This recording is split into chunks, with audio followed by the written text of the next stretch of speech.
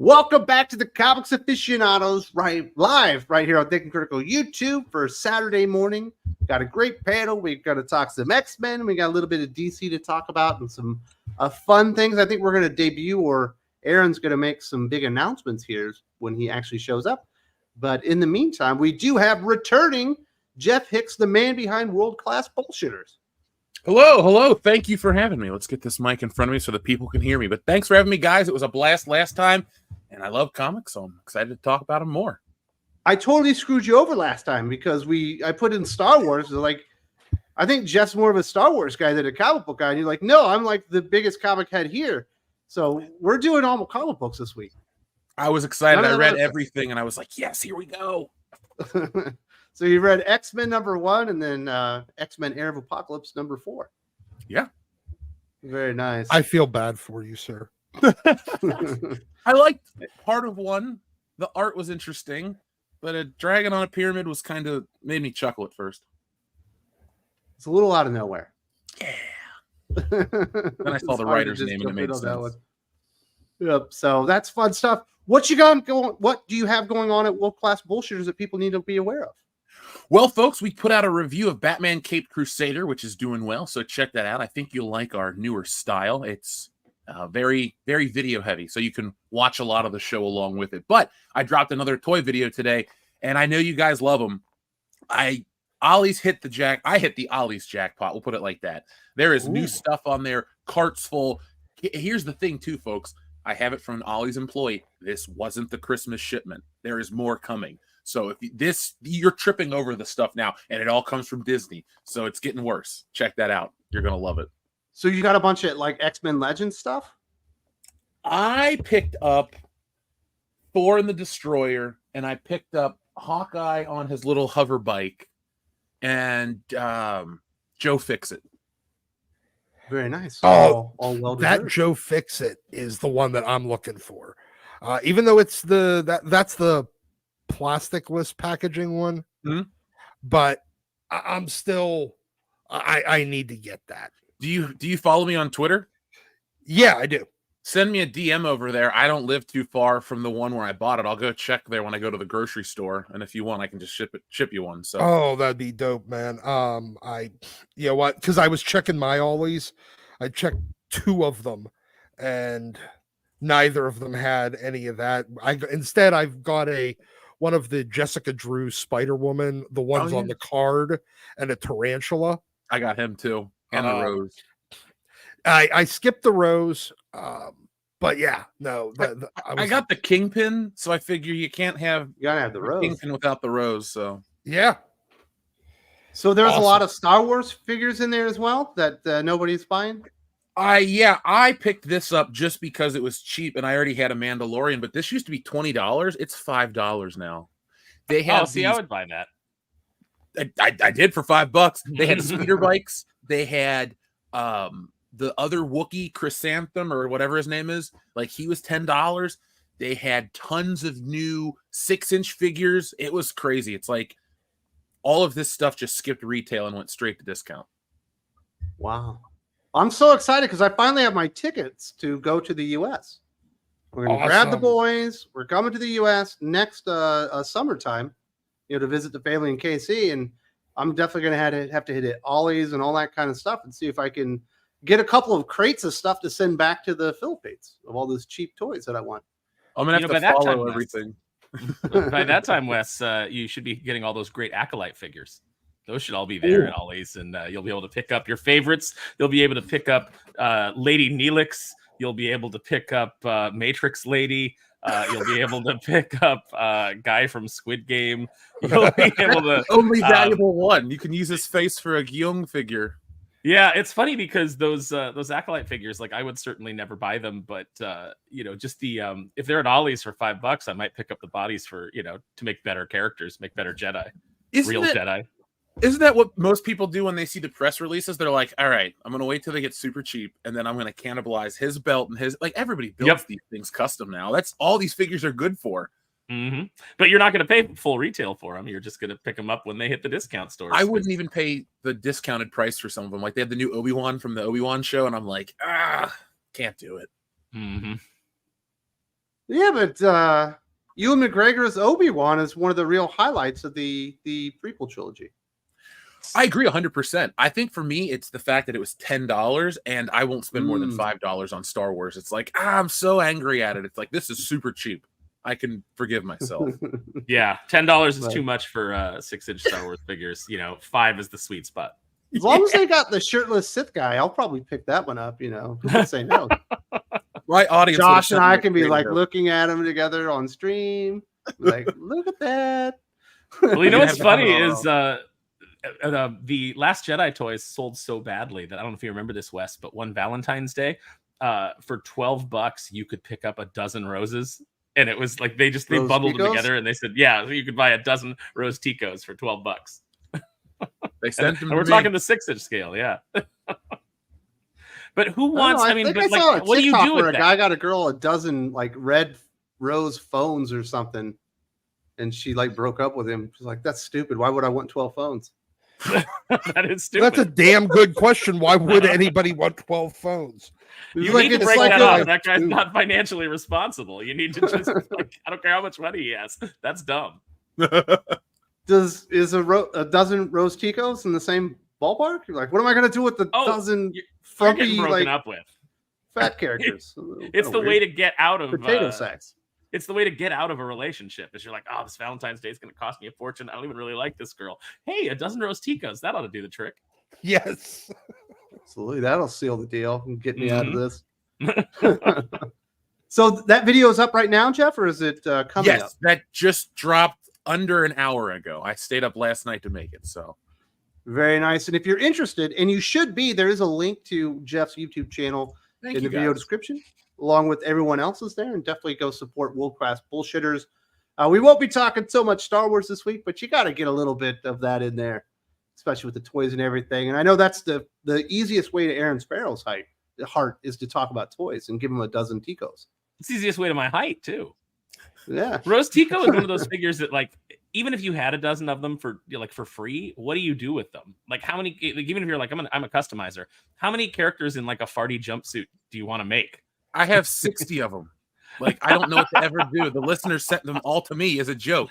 Like, all those dozen packs came to me, and it's both scales. Nice. You got 5 dozen Rose Ticos under a table at my mom's place. I have just these cardboard boxes, and they're all Rose Tico from Hasbro. I don't know what to do with them. I can't. You could replace them with like the pig face guys from Empire Strikes Back, right? There you go. I will do that. I'll have yellow suited Ugnaughts. And then you could have like a whole group of them throwing like was it C-3PO's head around? That'd be fun. Yeah, well, they're just like a little Ugnaught text. I can make you a bunch of Ugnaught head sculpts, Jeff, and send them your way. So you can just pop them on there and paint them up. And I got to document this whole thing on the channel, like how I deal with my Rose Tico surplus. You laugh, but that's a series that probably lasts 2 years and just gets people more and more involved. Like, what is he going to do with the last 5? I'm going to have to write this down real quick. This might not be a bad idea. You just got 2 years of material in 5 minutes. All right, Sparrow. So obviously you and I talk toys every single week on the Patreon, but you have some stuff that you wanted to announce. Do you want to do it now? Do you want to do it later? I took the images that you sent and I made one big image out of it. Oh, nice. You never gave me any instructions. I didn't. Some of it was just for your own personal enjoyment. But no, we can certainly show it off. Nothing's a secret. So we're gonna debut a New York Comic-Con exclusive cover that Drew and I are doing. Drew and I basically are doing a preview book that is partially Unholy Nightmare and a preview of Doomface, and it's going to have a special cover on it. So if you want to pop that up, you can pull it up. You can pull it up. There we go. So that first image is Doomsday versus Recluse, which is Drew's character from Unholy Nightmare. That art is by Juan Jose Reap, and it is colored by Andrew Dalhouse. So that will be our New York Comic-Con exclusive. If you are signed up on the Doomface mailing list at kneelbeforedoomface@gmail.com, it will be offered to you as well if you can't attend New York Comic-Con. The second page is Renzo's latest page. This is Doomface in 2024, discovering the wonders of the modern world as his coffee order is wrong, and hilarity ensues. Renzo's art is just incredible. Like, he's getting better with every page. I can't believe every time he turns something in, I'm blown away. And then I have to tell him again that you know where the word balloons are going to go because you draw them into the initial sketch. Why are you drawing every detail behind it? It's going to get covered. And he's like, I just like it. And I'm like, all right, I'm not going to complain about an artist actually doing backgrounds. I'm not going to, but I do tell try him to to dial it easier. back. I've told him, like, you don't have to work this hard, but you can't tell Renzo that. Like, he's a workhorse. He wants to do the whole thing. And then the last picture, I just got these colors last night. Oscar and I were going back. This is your fully colored introduction of the Social Justice League. Come to police the superheroes because they are the sheriffs of Superhero Town. Very nice. Very, very cool stuff. So if people are going to New York City Comic-Con, and it sounds like AL will be there, they'll have the opportunity to get the Recluse Kneel Before Doomface crossover cover. Yep. Very cool. What else is going on, Aaron? You got any other big appearances coming up?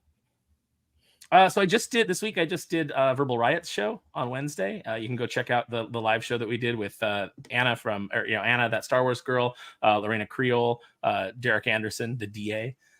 We were all on there having a conversation about, there was some Star Wars that came into it. As much as I don't want to talk about Star Wars ever again, we did end up talking some Star Wars. And then I did John's Long Box, which is a great comic-centered show. If you guys haven't checked out John's Long Box, that's a fun channel. He does a lot of comic book interviews. He's currently in a spat with Ethan von Sciver on Twitter, so you can go enjoy all of that nonsense. And then later today, I'm going to go on with Imperatus for at least an hour tonight and just kind of talk about whatever he wants to talk about. And Josh, I believe he extended an invitation to you. I'm sure you're busy weaving the rich and varied tapestry that is your life, but if you'd like to come on with us losers, it'll be the YouTube equivalent of slamming a couple of ice beers and falling asleep on the couch watching Bloodsport. Josh is going to be at the Owlies looking for some Joe Fixit. That's right. Oh, I know that Joe Fixit's amazing. Well, no, apparently I'm going to be looking for some Rose Ticos now to see if I can beat Jeff to the punch. Yeah, they're like, why are you doing toy stuff now, poser? Yeah. I'm going to be like, and now we have Mall Tico. Yeah, I might so join Sparrow, there. Yeah. People might not know this, but you were actually hospitalized this week. Are you doing better? I wasn't hospitalized. I just went to urgent care. Which is a hospital. Yeah, but I wasn't. That's not like they Really? checked me in. Yeah, No, they had you in the gurney. You probably threw some IV fluids on you and stuff. They put me in that robe. I made sure to pull a Neil Breen and make sure everybody saw the ham. As I turned around, I did the whole bit. No, I just I had over extended myself. So my day job, there's no air conditioning where my day job, like right now. And so I ended up like almost getting heat stroke. So I went in and I was like, I don't feel well. I feel wobbly. I almost fell. What's wrong with me? And they were like, well, you're dehydrated. And I was like, that's impossible. I drink like at least a gallon of water a day. And they're like, well, how are you replacing electrolytes? And stupid me was like, what? And they were like, how are you replacing your electrolytes? Are you drinking Gatorade or are you blah, blah, blah? I'm like, no, there's Gatorade, but I don't drink it because of the sugar content. And they're like, all right, you need to replenish your salts throughout the day. Which intellectually I knew, but just I was not doing. So I feel like or something, right? Well, I feel like Jim. I feel like Jim from Weird Science. Just coming on here and being like, I almost died this week. I'm gonna get a cease and desist from Jim that I'm ruining his shtick. He took his bit. Stealing my thunder. Exactly. But you're all I like when I said now? Jim from Weird Yes, Science Jim as if from he's Weird not right here. Yes. Boo! I'm Beetlejuice. Well, Jim has been kind of lurking. You notice? Yes. I was over here wondering if Jim was alive because he hadn't said anything. Yeah. That's right. I haven't So slept, that's- so I'm having problems. You didn't sleep? No, not for 2 days. Having Rose Tico problems, keep yeah. you up? Yeah, it was dreams of Rose Tico. I got too excited. So how are you doing, Jim? How's the Love channel it. come along? I know you didn't put out a whole lot of stuff, but there haven't been a lot of No. great comic books left. No, yeah, I haven't put out a lot on the comic stuff because I've been depressed on how bad the comics have been. But I should put that video up, but it's okay. Everything's fine. So I can that's tell you what right now, if almost killed every you 6 this months you do a rant video about how depressed you are on comic books and what could be Every better. 6 minutes. People do respond to it. Yeah, man, they will. That's why you gotta let it out. And then, every 3 years I'll have the I'm happy video. But yeah, all the stuff going on in life and stuff. Content. Plus, dirty songs take up a lot of my free time. So that's more. Well, you are an artist. An artiste. He is a cunning linguist. Yes, I am. I ended up on that. Got one of my one song demonetized, and that kind of threw me for a loop. But that was fine. That's fine. Hicks, you know what I'm talking about when somebody's like, "Oh, I got a video put in limited status." It's like, listen, man, them's the breaks. That's what happens on YouTube. You just got to roll with it, and people think their channel's ending and stuff, but it's no big deal. You'll be all right. There's all kinds of stuff. The AI bot purges are always my favorite. It's like, hey, you're about to cross the subscriber milestone. Let's lose 200 people. This was your video's about to hit 500,000 views. It's done. So it had some problems. We don't want to send out any plaques this month, so we did an AI purge and yes. try to save a little. All kinds of just like weird little things, and you can kind of tell when all of a sudden there's like some like mass thing that's going on in your channel where people are screwing with you. Now everything starts operating weird. I don't know why it got flagged though. It was only about anal sex, so I don't understand. But I figured YouTube loves that. Yeah, I thought that would have gotten promoted. It was pure innuendo. Wait, was it talking about anal sex between men or just anal come sex on, in Doc. general? Never No. mind. No. And it didn't even. It was about. It said pooper is what it used as a deal, and still it was not good enough. By the way, Doc just got Wes's video limited, so there's a potential. Wes just said that you just roll with it. You do. You just got to roll with it. I meant dealing with. You take everything personally when you're like doing YouTube and stuff, and even as like a smaller YouTuber, I can't even imagine what Jeff goes through because he's so much bigger than me. But if you take everything personally, you will go insane. Like just with the comments and the people messing with you and everyone trying to start a YouTube beef. I'd give you the Joe Rogan advice of post and ghost because that works. You do not need to sit and wait for this to happen or this. Post it and move on to the next thing and don't even think about what you did because it's done. That's how the algorithm treats it. It's up, it moves now or it doesn't move. Like just keep on rolling with it. That's how I treat Twitter. It's just fire and forget. Aaron, that's not what you said it was. You said it was pump and dump. I've never used that phrase. Next song coming. Jim's next big hit. I'm writing it now. What rhymes with dump? All right. Oh my goodness. Jump, rump. Yeah. Right. Oh, it writes itself. Absolutely. So everything's going okay, Jim? Yeah. Yeah. I'm not dead. I think I might have cracked a rib, but that's beside the point.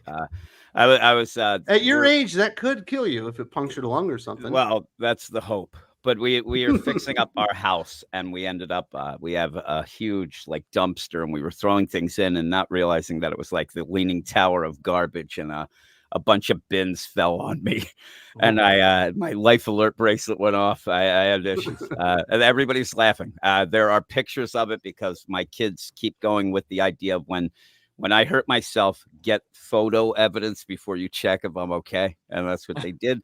And things before they even helped me up, I think those were already being sent to everybody in the family. It's already a TikTok. It's already a reel. Exactly. Yes. Yeah. All of a sudden, it's turned into a dance. It's everything. Jim, don't get upset with your kids. It's just supportive evidence for insurance. That's all. That is true. Like, look at him. Well, he's a master. Plus, if you watch when things happen, everybody that's watching it happen are always on a phone, whether it's terrible or not. So I think that's just like the normal instinct for children nowadays is to take a picture and make sure that you have evidence of it. My second oldest son, though, was smart. He was cutting down a tree, and I asked him if he needed help, and he said he was not letting me have the chainsaw. So that's the whole deal. And then everybody was thanking him for that. Yeah. Jim picks up the chainsaw backwards. It's done. Start juggling it. You pick it up by the blade, right? That's how you do it? That's how I do it. Yeah. Also, on the channel, we do have Josh from Pop By Culture adding up new shows. How's that coming for you, Josh? It's coming along good, man. Just got some stuff going behind the scenes. Finding an editing rhythm. That's the big thing right now, because I'm kind of moving more into edited videos as opposed to just live shows. So going through that, but it's going remember well. that phase. Yeah. You have high aspirations, and then you do something and you're like, you know what, we're not doing that again, because that took way too freaking long. And it was just the intro for a video. It wasn't even the video itself. So yeah. Josh, if you need an editor, let me know. I've got somebody that I could pass on to you. For sure. I will say this: if you try to make your channel only live streams, it's very, very difficult to gain any traction unless your name is like Joe Rogan or like Axl Rose or something like that. If you don't already have a following going with it, you can do a live stream, but you need to have more edited, shorter content, or YouTube won't really promote your channel because like your view time's too short and stuff. Right. It hurts you too, because it'll hurt me if I do too many shows without enough videos. You start losing people. So Yep. I'm absolutely moving more in that recorded territory. Yeah, I used to do like 3 live streams a week, and then I realized my channel could only sustain 1. And that's fine, because I love the Comics Aficionados. It's the flagship program. So if you haven't checked out Pop by Culture, Josh is your hookup for all the behind the scenes scoops within movies and all that stuff. And there's been plenty of things that Josh has scooped weeks before Grace, Randolph, and all those other people. And then they finally catch up to Josh. There's a link in the video description. What are your sources? Give them to me, Josh. Name them.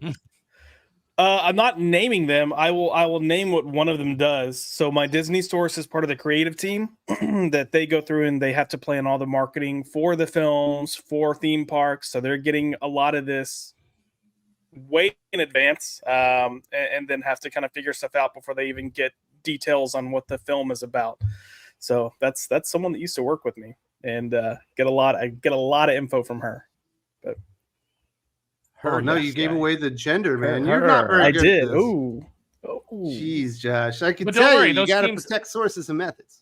I mean, teams, it is. Those teams are all women, so it's not gonna. Yeah. Well, and I was gonna say it's 2024, so use your her as your own at your own discretion. Very nice. And last but not least, we do have Doc. Been around since day number 1. We've been going on almost 7 years doing this together, Doc. And this week, you and I review Uncanny X-Men #1 as well as Gotham City Sirens. Are you feeling okay? Well, as I said before, the last time you made me do a double feature, I almost wanted to get on a plane, fly to the Philippines, knock on your door, and kick you square in the fucking balls. I didn't this time because I wasn't nearly as upset. You could take your bets on which of those 2 books left me actually, contemplating the end, and which one I was just kind of like, this is fine, I guess. I think I can figure it out. Yeah, I mean, Absolutely. Yeah. But no, I'm doing well this week. You didn't start my Saturday morning off too terribly, and I had read one of those 2 books a couple of days ago. Only marginally terrible for reading that one this morning. But no, it's good, and I'm glad to be here, and it's nice to see everybody here. I still gotta put a package together and mail a bunch of shit off to Aaron. And Aaron, I'm also sending you a care package for Max as well. Oh, okay, cool. It'll be in the same box. Very nice. Yeah, you picked me up a couple of owl bears, which is awesome.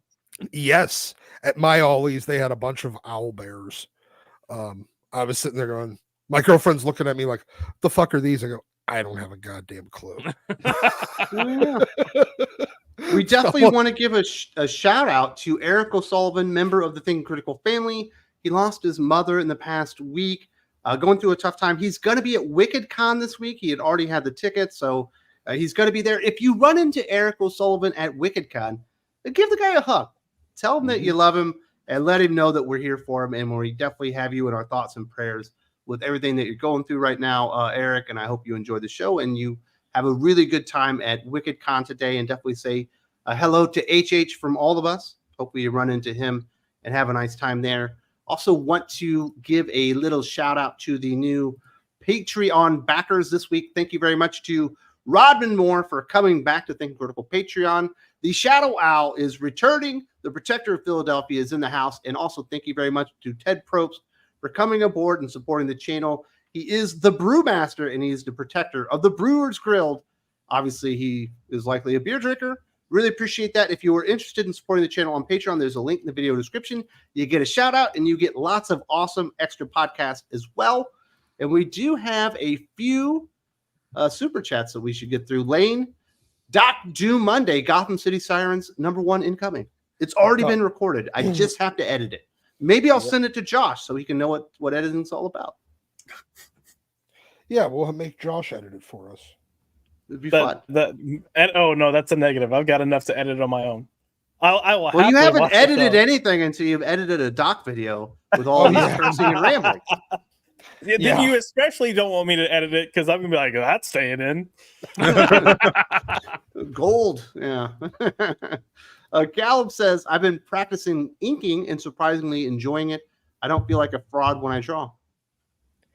So, inking, Jeff, I know you're an artist. Are you also an inker? Do you do your own inking? Yes, I do everything but the color and the letter, technically, because that's just terrible. But yeah, inking is, I pencil differently than I ink, but I've come to like it. I like to brush ink because I never really understood how they got that effect back in the 60s. And then I learned it's a brush tool and I was like, oh, okay. So then I've tried to add that feathered look for my hair. And it's always a balance game with inking for me, but yeah, I do ink.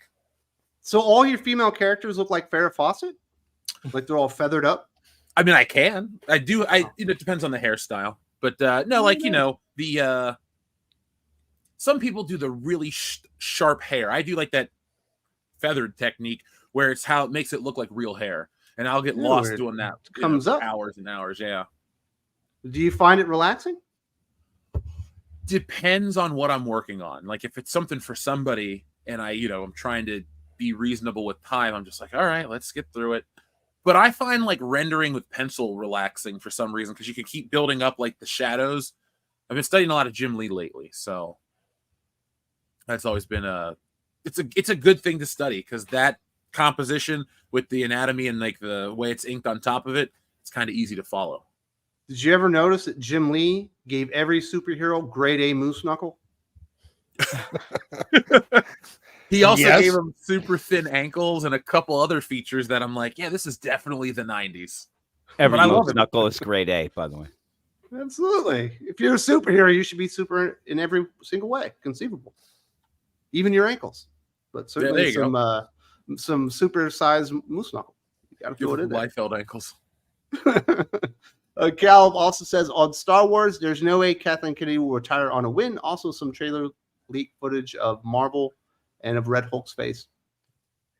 And Red Hulk's giant nips, his giant dinner plate sized nipples. That was a weird piece of footage. I can't believe Harrison Ford is now the Red Hulk. Well, he's really excited about it. If you saw that interview with him. No, he's not. He's like, sometimes I'm an idiot for money, and that was, basically the case here. What a crap fest. I'm not trying to disparage it. I love Harrison Ford, but my God. He is the grumpiest. He is so high, and he is so grumpy.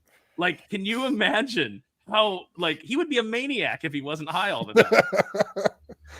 I get it. And I'm not going to complain about it. You, Harrison Ford. Just pick a better role. Like, can he die with one last great role under his belt? Not just, I played Han Solo, Indiana Jones, and the Incredible Hulk, and then... that's a lame way to go out for a legacy, if you ask me. I did it in the Captain America movie that didn't have Captain America. I just showed up, and they said, can you put on this mustache? And I'm like, I'm not wearing the goddamn mustache. Just shoot the goddamn scene. I'm Harrison Ford. It's going to be difficult for Kathleen Kennedy to retire on a win unless, I guess, Mandalorian and Grogu do it, because I don't see any other wins out there. I hate to say it. I think that movie is going to be better received than we realized, because that show, people did stop watching it, but people will remember liking it at some point. They'll probably go, oh, there's a movie. And so it'll be #1 for its first weekend. Yeah, but that's her one chance. There's nothing else that's playing. So if she doesn't go out there, she's not going to get the Costanza treatment and leaving on the high note. So Lane says, so with Ultimate's line, I saw the race swapping Black Cat in Ultimate Spider-Man 11. Is Marvel still going to continually do this? Is the Shine off the Ultimate line? Shine's been off the Ultimate line since they replaced Marco Cicchetto, like on the 3rd issue with a fill-in artist. Yep. The rest of the line fucking sucks. Well, it does. Oh, okay. Black Panther doesn't Black suck. Panther. Black Panther is Black Panther sucks. Is a very mediocre comic. It's perfectly fine. It would be a great, it would probably be the best mainline Black Panther title since Priest was on it. If it was done, if it did something, if it was in the 616, it is entirely literally forgettable. People literally forget that book exists. I do. And the other two are abysmal. So yeah, there's one competent book. Ultimate X-Men is a fine book as long as you don't expect X-Men. You know what? A Whopper is perfectly fine unless you expect a Big Mac. It's fucking stupid. I don't know, but I haven't seen Race Swap Black Cat. I have seen Native American Hawkeye. I want to see that, but unfortunately, that's going to be in the Ultimates book. I don't know. Oh yeah, you're gonna have to read Denis Camp. Is it Denny Camp and not Denis? I don't know. It looks. I'm calling Denis it Camp. Denise.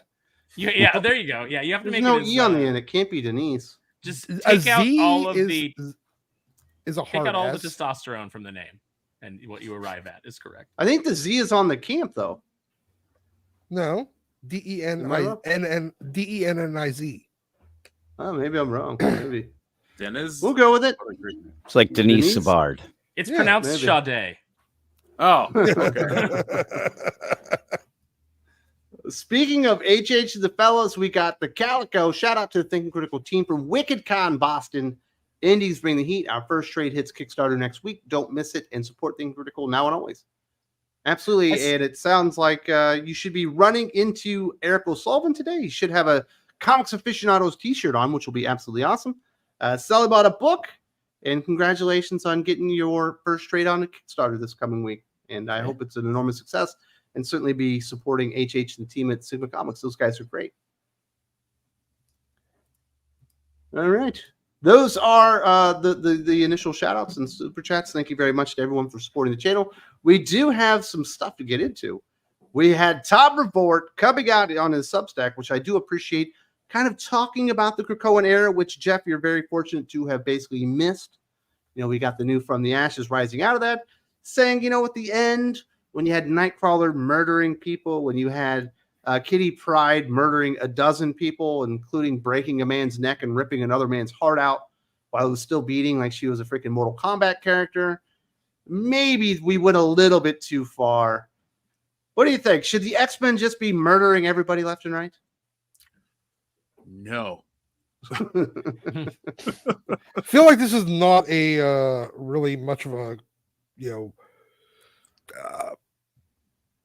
a major a big Big question. Mac.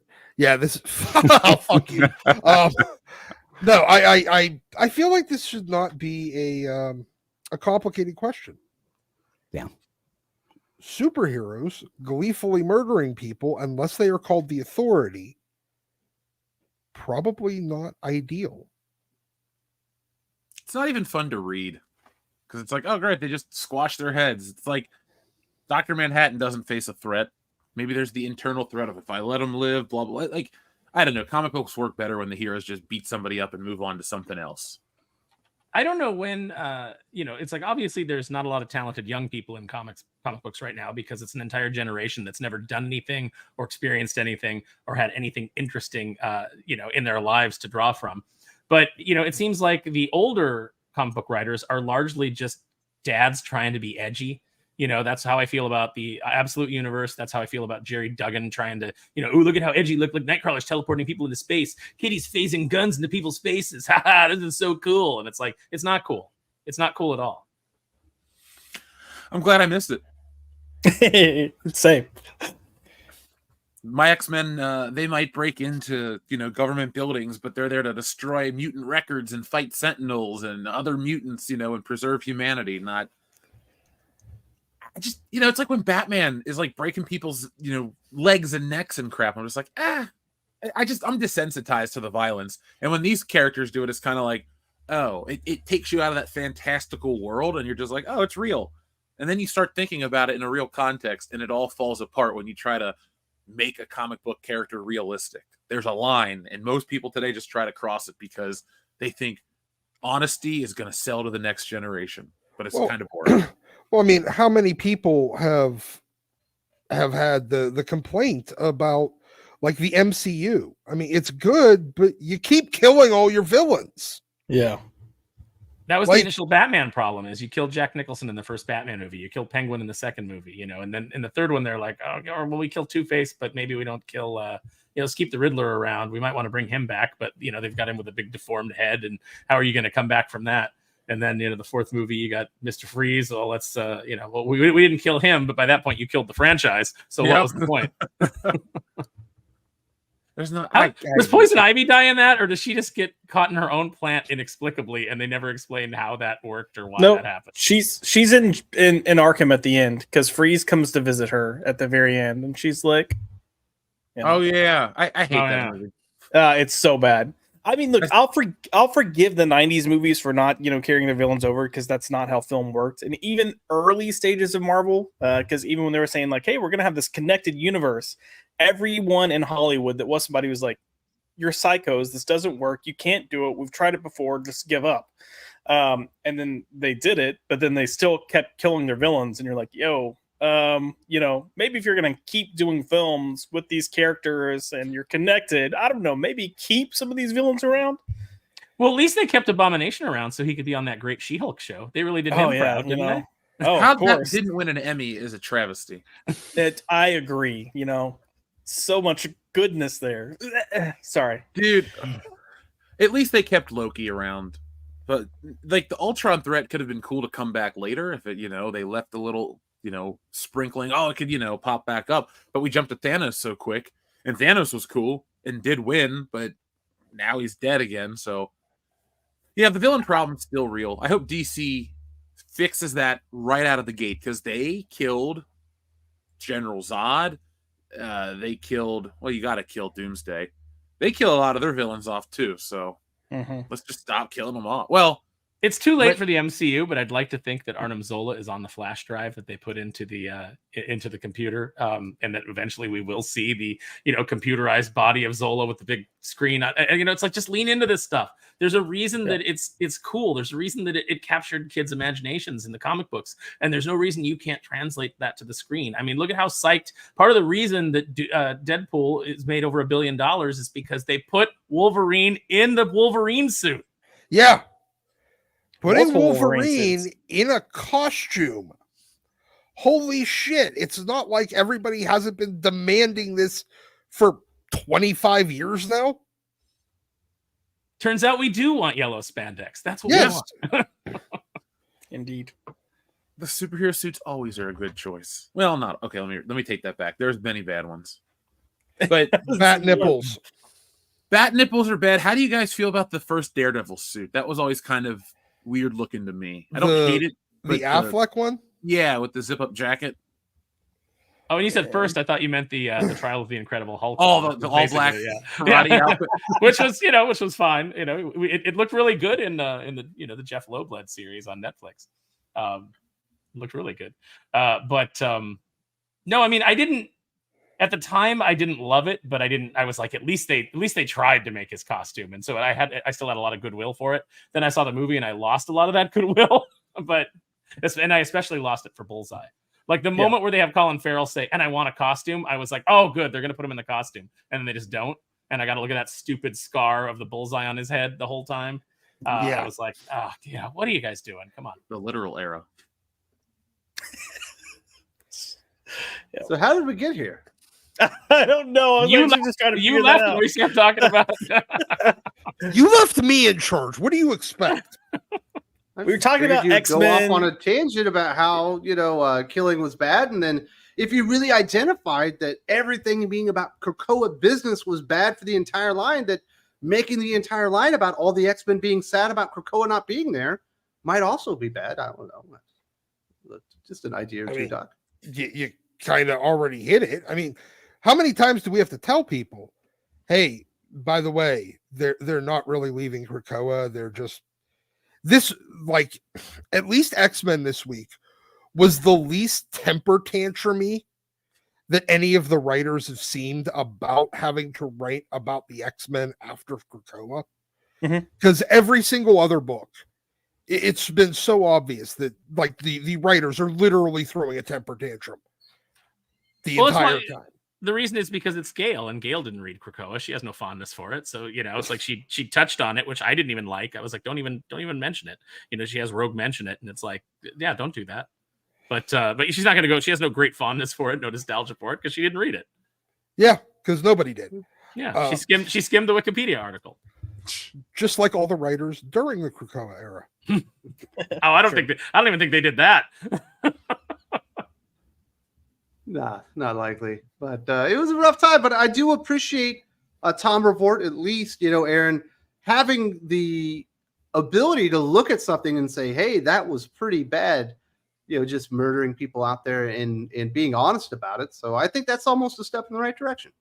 No, I like the fact that maybe we're finally hitting the point where Tom Brevoort just not caring has reached the point where he'll start actually being honest about some things and being like, yeah, we're really screwing the pooch. We're really phoning it in. That was a terrible decision. Like, I like that the IDAF might actually, or IDGAF might actually reach that point where, he actually accidentally does some things well. Well, that's what I was going to say, though. Like, because this is my thing, just because you acknowledge something doesn't really give you credence. Like, you acknowledge it, but then every title so far, except for Uncanny X-Men, has leaned heavily into Krakoa. So do you really, is this really how you feel, or are you just saying it because other people feel that way and you might get some buy-in based on it because your book sales haven't been as strong as you want them to be? That's exactly what it is. Yeah. Yep. It's weird to bring it up. I'll take that, though. I'll take that. I'll take just like, what do we, as opposed to coming out and calling the audience names, I'll take being pandered to for the first time in the last, 20 fucking years by this company, because the only people they won't pander to are people that give them money. Well, they are pandering to you, Doc. We got Wolverine Deep Cut out this week, number 2. It's absolutely fantastic. Chris Claremont and Edgar Salazar. I have heard good things. It just requires me to get my fat ass in the car and actually go to a comic store. Well, I think it's remember probably when that wasn't was a really chore? good series. Yeah. Remember when going to the comic book store wasn't a chore? It was a delight. Yes. Yeah. And they've made it a chore for me. So when I don't do it regularly, they don't have anyone to blame but themselves. What do you think, Jeff? Is it a chore for Marvel and DC to actually get you excited enough to go to the store these days? Yeah, I went to the comic book store last week because somebody tagged me on Twitter like, hey, that new Warriors book came out. And I went, if that's real, I got to get a copy of that. So I just went there to look for that, even though I thought it was a goof. But I ended up picking up a bunch of books. None of them were Marvel or DC. I actively refused to. And the thing is, I'm not like on this big crusade against, everything like people would assume. It's their books are bad, and I will read their books online for free, but I will buy independent or other companies' books and pay cash for those because I want to support comic books, but just not them. They don't need my money because they don't want us. All they want is your Funko Pop people and your opening weekend people. And then it's like, oh, well, they're gone now. Here, you get the crumbs. No, I'm good. I'll just not give you money for this. So what indie books did you find? Anything cool? Oh, crap. Where did I put my he's got bag? a stack. Yeah. I'll tell you this. This wasn't an independent book, but EC Comics came back with a new foil book and something else. And EC is my favorite comic book line ever. So I was like, well, new EC, I got to buy it. So I bought that. They're doing all the horror stuff, right? Yeah, they're all new stories, though. Mm-hmm. So that's very cool. So at least you got a reason to go. That's what people need. And you hope Transformers will be enough, but it's never going to have like that pull like a Batman or even an X-Men could have on enough people to really get them in there every single Wednesday. That was Spider-Man for me for years when it was not all new, all different, excuse me. When it was Brand New Day Spider-Man, when the book was coming out 3 times a month, I was at the store every time it came out, buying $40 worth of comic books every week. Like, I was in college, late high school. I didn't have a bunch of money. I had to have these things because they were like that appealing to me at the time. I want that back. I would love to be that excited and say, yeah, give me every book with this character. Yeah. So Jim, I thought, if you have to include Krakoa in these books, like, why not just have a team that's pro Krakoa, a team that maybe thinks we went too far but wants to go somewhat down that path, and the team that's really understanding that maybe we went too far, we turned into a bunch of murderers, and then kind of end up coming into conflict with each other. At least that would have been something that would have shown different points of view on it and made it somewhat interesting. I agree. And have the pro Krakoa team just get slaughtered. That's the last of the killing, I think. Now, the thing is, he says this, and when you read all these books, they're not showing in the books that the characters themselves think anything but great things of Krakoa. And so then Tub Brevoort says this, but when you're reading the books, every time it's brought up, you just roll your eyes. And it's obvious not many people like the murderous spree of X-Men killings. So why not? Don't bring it up. Just say that's in the past. Here we go. We have a new thing. I think that Josh is 100% right. It's that people have, kind of been pissed off at the, Krakoa being the big thing still in the books, and the sales aren't as good. So it's like, hey, we don't like that, but every book that you read right now is going to mention how great it was, but we don't really think that, and it just doesn't make sense. Well, they got to spend, hours and hours and hours and pages upon pages waxing nostalgic about the thing that they're changing because it failed. Yeah. So it's a Jim. So Jim is more of a DC guy. He almost started reading more X-Men again, not just because of House of X Power 10. You ended up falling out after that, but you and I do the Hot or Not podcast where we cover all the major stuff. You got to read the X-Men books. Like, what would it take for you to actually get excited about this? Because it's not really a comic book franchise that's really always been your go-to. Yeah, I don't know. It's because, again, Uncanny that came out, it was probably the best one, and it still didn't get me that excited. Everything just feels like it's kind of thrown at you, and I don't know. I really don't know. I wish that there was more cohesion in the books and having some sort of thing, but I think that you just forget about Krakoa and go forward with just some cool books. Just go with that for the first trade or so for each of them. Just really cool, action-packed stuff, not moping around and, bitching that Krakoa is still not a thing. I don't know. I just ended up reading all the first issues of the books, and I'm not that excited 5 now. about them.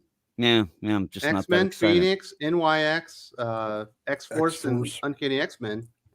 Yeah, and a lot of them suck. Maybe that's what we need: better writers and better stories. Would kind of get me excited, right? Yeah, that might be a missing ingredient. But that would necessitate them actually being able to find writers willing to take the gig on such a poisoned franchise. Yep. You poisoned your franchise so badly with one era of it that no one of any consequence, not a single person that can put an ass in a seat or put a reader in a comic shop was willing to take on even one of the books, much less run the line. Yeah. Well, and you spend your time waxing nostalgic about the thing that was that much of a poison pill. Holy shit, people are unself-aware. And if you remember, we had a lot of people, insiders, saying to a lot of people that they were struggling to get even the first 3 writers. They were having problems. And that's not good. That's not good. Nope. And then these books haven't been great. Jeff, I'm sorry. Oh, no, you're good. I was just going to say, Doc mentioned that the line was poisoned. I think that's part of it, but I don't even think it's that. I think it's they knew they were going to come in and have to deal with the same bullshit from the editors. Because, if I'm a quality writer and you're asking me to come in after a really shit run, I'm going to say, hell yeah, let's do it. Just get out of my way. But those editors aren't going to get out of the way. So, Jeff, I did send you a review copy of Uncanny X-Men #1. You know, Spider-Man is your #1, but I'm sure that you're familiar with X-Men. You had the cartoon, you had the video games. Everybody knows who X-Men are. They've had a successful movie franchise. What were your thoughts getting into the Uncanny X-Men #1 from Gail, Simone, and David Marquez? Were you just like, yeah, I'm buying into this, or was it confusing? Well, okay, it wasn't confusing at all. I go on about my Spider-Man expertise because I can go on about it in detail, but X-Men is more than broad strokes. I do like it. I mean, there's a whole X shelf of just figures chilling back there. I do love the stuff. I know you're gonna laugh. The #1 thing I took away from this book is I really thought how nicely designed it was, because the letters pages and all the graphics are trying to look like the old toy boxes, and they're like it like bring back that 90s nostalgia. So that's literally the first thing I thought over the story, over the art, was, wow, I really like the design layout of this book, how they're bringing back the old logo and all this stuff. That's not a sign that it's a great comic book in my eyes, but I since I don't pay to read these things, if I was bored, I'm sorry, I would have to read other stuff before I'd go back and continue to read these stories. I've given up on these current iterations of the characters. Here's the thing. I gave up on them years ago because I'm like, they kept changing the look. I like a certain style for the heroes. I'm like, I'll just read somebody else. And so then they make them look like the old versions that I like, but they act nothing like it. And so I'm like, well, I got what I want in one way, but it's really bad. So I kind of gave up. Like, X-Men is I will buy the shirt, I will buy my figures, I will go see the movies, and I will buy all the classic reprints of books like Omnibuy. But after this, I don't think I'll go back and touch this series. And this is the best one. Like, yeah, the other one wasn't as good, and you know, it still stands. You didn't have to read NYX, which was the real stinker in all of it. Which I still think it's a weird idea that they even went back to that book. But well, they went back to the title. They didn't go back to the book. Yeah, I know. Yeah, there's no Laura as masochistic underage hooker. Yeah, that's what we miss. It's bad to say that it doesn't have that, yet it's worse. So, yeah, you know what I mean? Somehow not including a masochistic underage hooker makes this worse. It makes it worse. Yeah. You know what would be nice? I would really love it if we could just at some point just Rise of Skywalker, Marvel Comics, but we get to say somehow quality returned. You know, we don't know how, but it just did, and we're fine with that. Like, that would be amazing. But what do you even do to return it? Like, you could throw money at these people, but they don't want to throw money at the right people. Well, you got to clean house, first of all. You've got to go through that company, and you've got to, like, anybody who basically everybody has to justify their job from Dan Buckley on down. What would you say you do here? You know, that's what we need is and you go through and you cull a bunch of these people that have been in their positions way too long and have become complacent and are just riding it out, you know, like Tom Brevoort, like CB Cebulski. They're just riding it out. You see CB walking around Comic-Con every year at San Diego, and you know he's just there to, you know, say hi to a couple people and pay some lip service, and then he's going out into the city to find the very best egg roll, because that's where his passion actually is. It's not in comic books, it's in food. So he should be doing a food blog. He shouldn't be running Marvel Comics. You know, Tom Brevoort, been there too long, doesn't care anymore, jaded, keeps giving work to Dan Slott, who never turns in anything on time and can't sell a book. It can't sell a book that doesn't have a spider character on it. And even then he can't really move that many copies. So, you know, you just need to go through and you need to cull all these editors. Can you imagine being Rick Remender and getting offered the X-Men and then being told, and you'll be working with Sarah Brunstad as your editor? Yeah, no, I'm good. Yeah. You know, you're never going to bring in these quality people until you bring in quality staff to help them do the books. And that starts with editorial. And you know, people are kind of asking, like, well, what is it about the X-Men that's off? It's like, the character's wrong. You know, Aaron, you're a big X-Men fan, but you're also an editor, and you've been in charge of an entire line of comic books. Like, where do you go back to? Do you do like the DC Rebirth style, where you try and pick out the best version of the hero from out the ages, put them all into one universe, and just kind of start from there? Do you go back to a specific point in time? You know, the X-Men are the most successful comic book in the history of the world in the 90s. You know, do you go back to the Claremont era stuff, or do you go to new X-Men from Grant Morrison, which was also successful? Like, what do you think they need to get back to? What is the right version of the character that's actually going to appeal to not just lifelong X-Men fans, but new fans as well. I would go back to a definitive point in time. I would go back to the end of Hickman's Secret Wars, and I would go from there. I would say that everything else that happened after that happened in a pocket universe, and then I would reestablish everybody with new number ones and new status quos, moving forward, which would and the status quo would be the most successful version of that property. So when was the X-Men most popular? In the 90s. So we're gonna take it back to that aesthetic. We're gonna start a new book that people can jump onto. You don't have to have read all the previous stuff. You didn't even have to read Hickman's Secret Wars, but that's where we're going to start from. But I would just wipe out all of this trash that has come since then.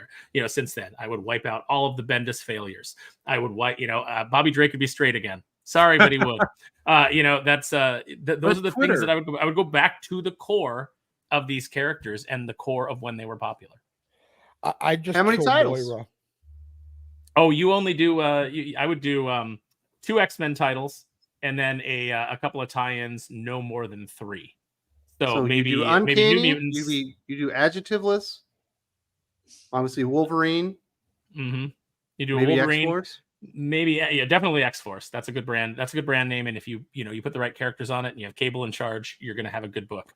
And then from there, you either go you do like a New Mutants or an X Factor or even a Generation X. Although that doesn't really.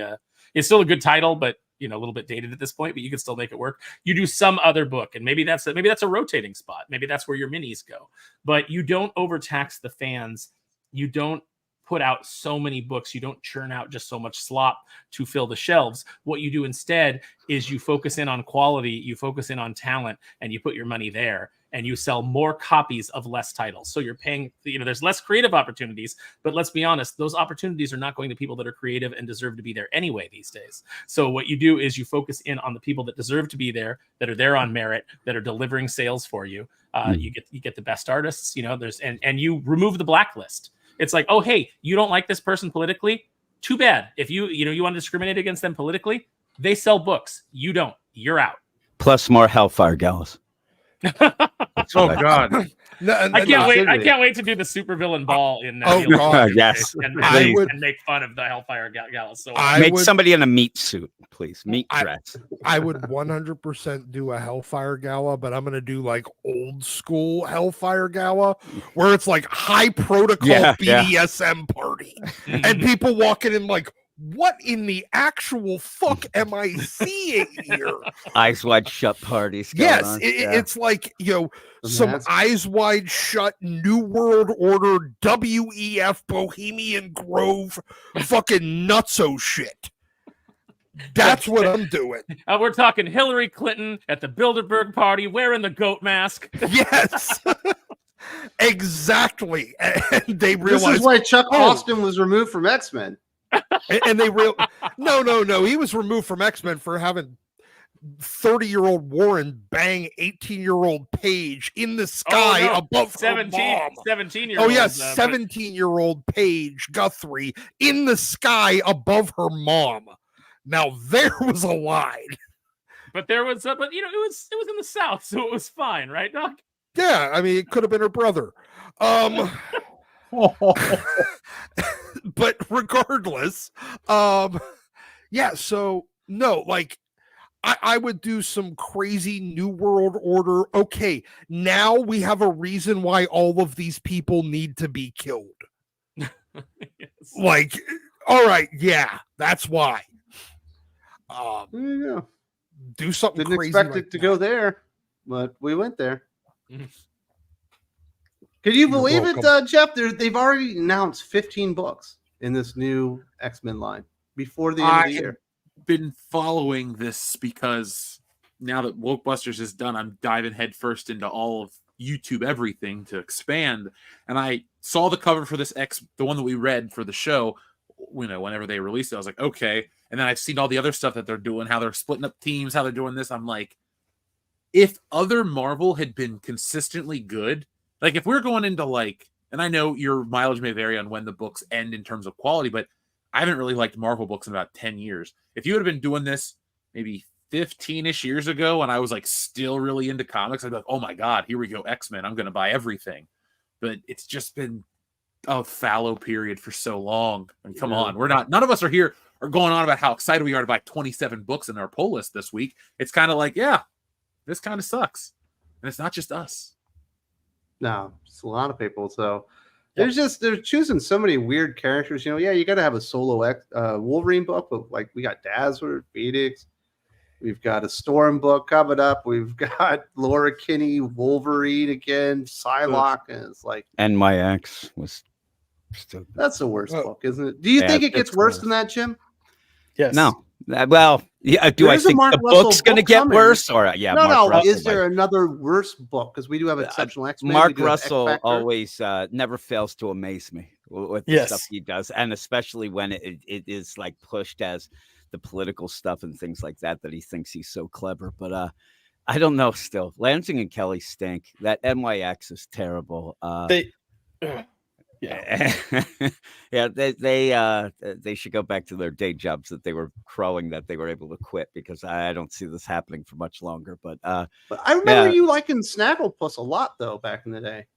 Actually, I didn't love it, but that was decent enough. That actually, and that's the thing. Snagglepuss seemed like something, that he really wanted to tell and wanted to do. Some of these others just end up being, oh, what am I doing? Okay, let's Mark Russell the shit out of this and go with my latest whim of why I'm upset about baristas or whatever he'll be upset about. And it just ends up being a Mark Russell book, not anything else. Snagglepuss was the perfect vehicle for him, because no one would ever care enough, even a Snagglepuss fan, again, that's a key component to a lot of, like, a Tom King. That's why he does better on characters that are obscure, because nobody's there to actually realize that he's horrible and wrote them horribly because they don't know them. So, well, the bar has dropped so low in terms of quality that you can say, like, oh, Gail Simone's X-Men book was the best one out of all of the ones so far, because the bar is so low. Whereas, in any kind of like healthy industry,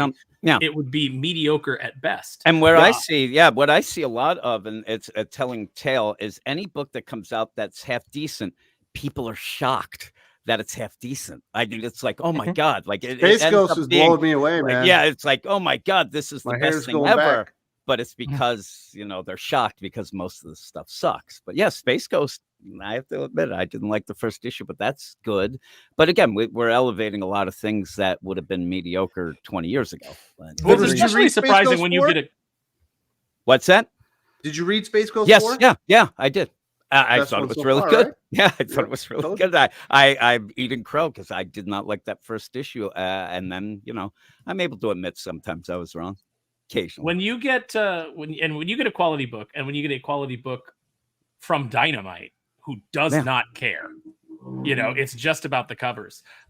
Clearly, what has happened, as you've got a creator who's excited about doing that character. Clearly, David Pepos is excited about doing Space Ghost, and he's swinging for the fences. And none of the editorial cares enough to get in his way. So sometimes having editors that don't care works out. But you have to have somebody who is passionate about the project and has the talent to pull it off. And me and Wes were talking about it on our Patreon show, the Hot or Not show, about the idea that when you do find a writer that you might not like, you see what they do then when they really enjoy the character or really get inspired. But unfortunately, a lot of it ends up being non-big two stuff, like Joshua Williamson. I'm not the biggest of fans, but his G.I. Joe stuff is great. I mean, it's heads and tails way above anything used to, because it seems like he is into it. And that's a huge thing, that it seems so easy to do, but it also comes down to a lot of things, but also assigning books. They don't really, the big two don't do a lot of pitches. So it's like, hey, you're going to do Wonder Woman, Tom King. And he's like, oh crap. Like, I guess things are going to get miserable here. And then, instead of somebody who really, really, is into it. Well, that's the downside of, just casting writers. They don't give a shit. I mean, it's taken the comic industry like the last 15 years to realize, hey, wait, hold on a second. People that care enough actually do good stuff. Maybe we should make them pitch us, because then they have to actually come up with something, and they'll be invested in it, and suddenly they'll actually work hard. And the problem is, I when I talk to people, it almost comes down to in sports, a lot of times if you have a guy who's really smart, they get worried because that person might have their own opinion and they might, do that. And when they start pitching comics, they're like, oh, whoa, what's going to happen if they're pitching this? Then our editors can't force their issues on them and things like that, so they end up just assigning them. Yeah, that's how we get things like Gold Goblin. It's like an editor calls up and goes, "Hey, you want to do this book called Gold Goblin?" And people are like, "No, no, I don't. What is that?" Yeah. Like nobody's sitting around thinking as a kid, my ultimate book I'm going to write eventually is Gold Goblin. There's nobody saying that. And it just, you can tell a lot of these books are just being written because they're assigned. Maybe. But yeah. What do you think, Jeff? Does Gold Goblin get you more interested in Spider-Man? Sadly, it does not. How about Queen Goblin? Which Green Goblin? Didn't Queen Goblin? Oh, Queen Goblin. Or Goblin Queen. No, not Goblin Queen. Queen Goblin. I think it's Queen Goblin. My answer How about is Red Goblin? We got a lot of goblins out there that you probably haven't met. What about the Spider Goblin? What about the Knob Goblin? Best goblin of all. Wait, that's the Spider Goblin. That one was the one made by Axel Braun. Never mind. Axel Braun films are usually better than the Marvel films they're based on. It's just Have they done the Hemo Goblin yet? That's just like, with blood powers, blood magic or something like. Back in the day, DC had similar that, and it was with AIDS. So Jeff, if you don't use that in Wokebusters, Jeff, I'll definitely make Hemo Goblin a Doomface character. Do it. I'll draw him out for you. We were talking about that, Jim. I don't want to get into it. They're fine. You know what I'm talking about. Yeah. From that stupid Spider-Man. that stupid company that I always pronounce wrong. Every time I pronounce it wrong, because it's so ridiculous. Let's hear it from the people. Caleb says DC is a lost cause. Come on, Josh. It's not a lost cause. We got James Gunn coming in, baby, for the win. I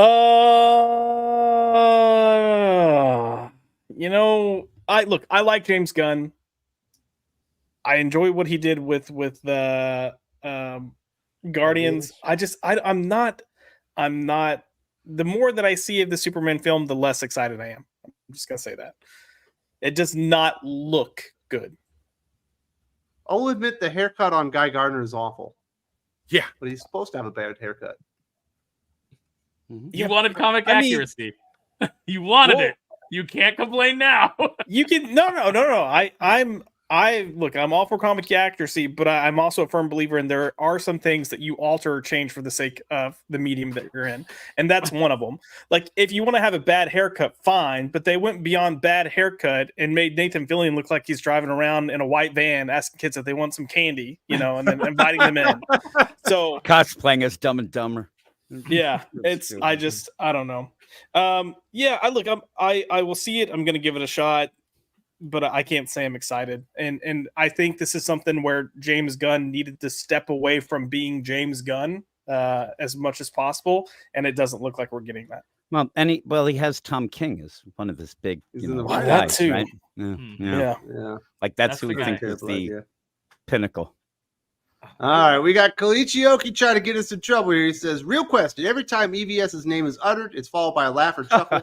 Why is that? I know he likes to dwell in drama a lot. You guys aren't the only ones to do this, so I'm genuinely curious.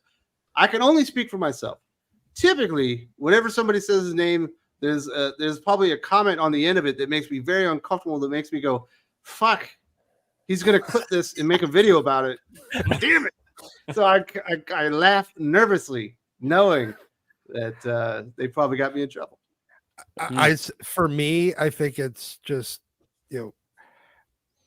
Ethan likes being in the middle of shit.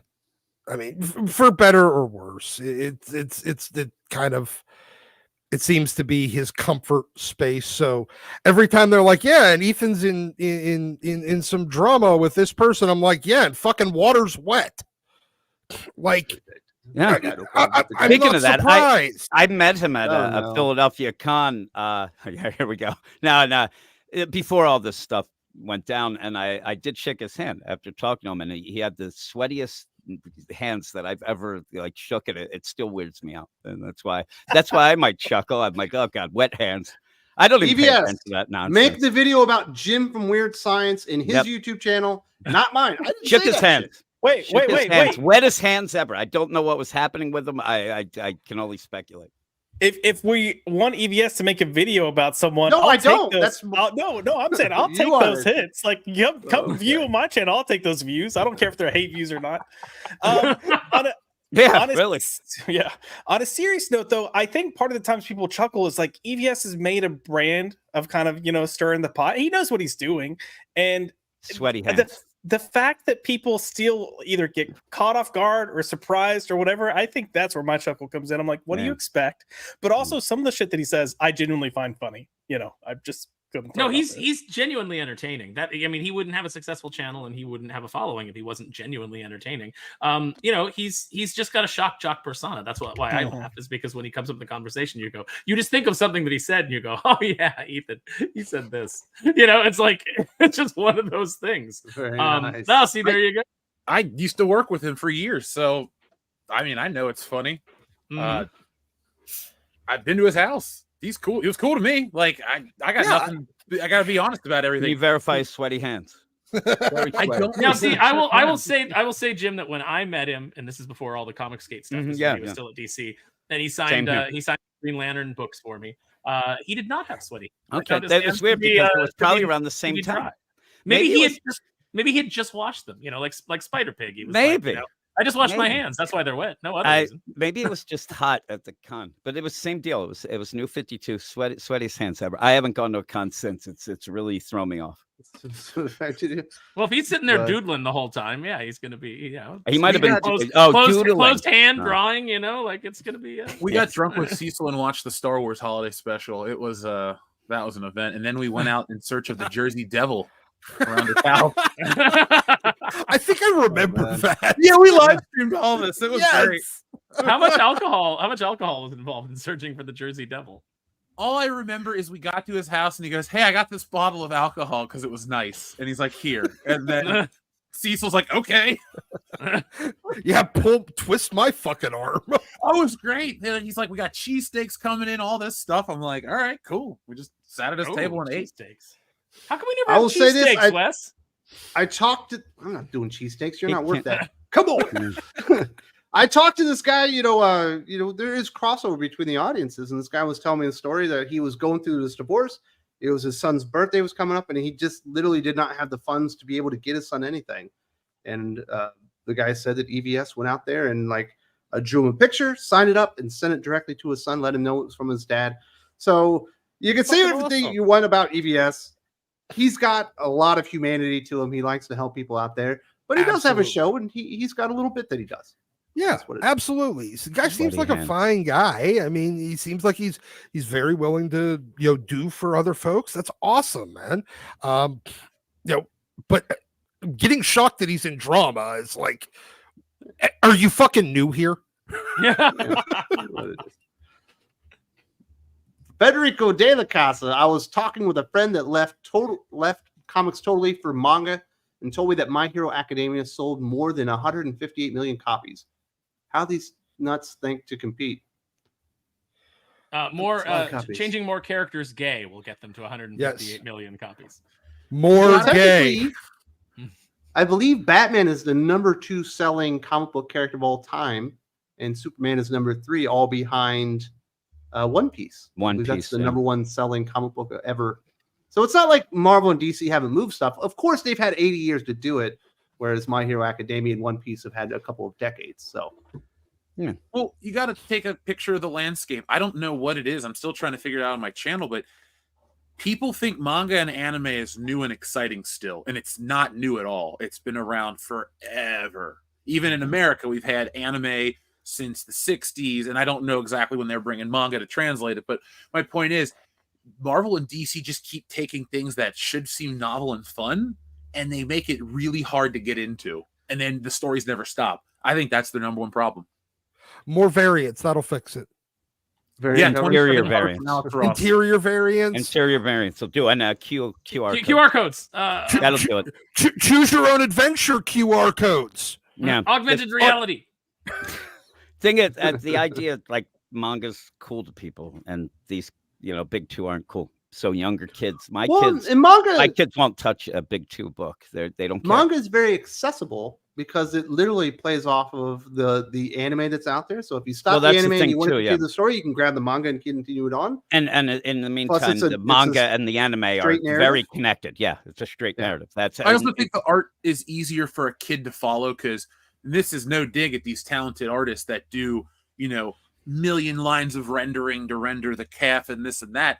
I don't think as a kid, at least I'll speak for me, as a kid, I could look at that stuff and really like it, but I couldn't really comprehend it the way I could stuff that looked a certain way. And I've even read articles about how people connect psychologically to the simpler emotions. That's why emojis work so well, because they distill that into the most basic form. And I think that has something to do with anime and manga accessibility, because it's such an easy thing to understand the emotions. It's fewer lines. You can even copy it. It's easier. I think it's easier for a kid to understand it. Well, and then you have, when people say, where do I start reading Batman? You could have, 10 people say 20 things. You say, where do I start My Hero Academia? Chapter 1. There it is. So there's chapter 1, and it's a consistent narrative with one creative team. So it ends up being that as well. It also has character arcs, which, and character work. Modern big two, modern big two, comics aren't doing and anymore. Get this, the people who are doing it actually appreciate people who read it. It's amazing. Yeah. What? That's I know. It's crazy. Appreciating your customer base and appealing to them with what they want? What you're saying is that long form story arcs that are actually entertaining and make me want to come back for more and are roughly the same price as a single floppy comic. Amazing. And that's the winning formula. I don't know, guys. I don't know. Can't be. Sounds like crazy talk. When I first read My Hero Academia, because everybody was recommending it to me and saying you'll really like it, and I liked the art style. I was like, so I was kind of drawn in. But I started reading it, and I was like, I can't stand the main character. I can't stand Deku. He's such a little crybaby. And then but I liked some of the other characters, so I stuck with it. And then as I got into it, and Deku started to change, and you started to realize that he really did have a heart of gold. He was just weak, and he was becoming stronger. I was like, oh, character arcs. I've been reading American comics the last few years. I forgot what those are. I forgot that characters sometimes start out not being the bestest ever and have to work to achieve things. I forgot that was a thing. And the other thing is, when people talk about it, obviously My Hero, One Piece, there are a ton more, obviously. But one of the things is, if something isn't good, it doesn't last. It's done. I mean, you end up having it last 19 weeks and gone, and they will cut the cord. They don't reboot quickly. Captain Marvel. No, and they have a pitch count, really short leash. So you end up where if it's not going well, if somebody a writer ends up pissing somebody off, even they'll yank it. And there's more people that have their stories that they have all the passion for because they're theirs, and they're waiting in the wings to get going. So everybody is gunning to get things out. That somewhere at Marvel right now, they're saying, the reason that Captain Marvel hasn't worked, we haven't put Alyssa Wong on it yet. Shit. Well, Alyssa 10 issues Wong. I swear 10 issues is where her, the clock strikes midnight. Was that recent series her? Yeah. Yes. Yeah. Oh, what did you think was going to happen? Yin and Yang. Yeah. Up is her character. Brad Frederick says, to use a sports phrase to describe the two main X-Men books, they're playing not to lose. I don't even know if they're doing that.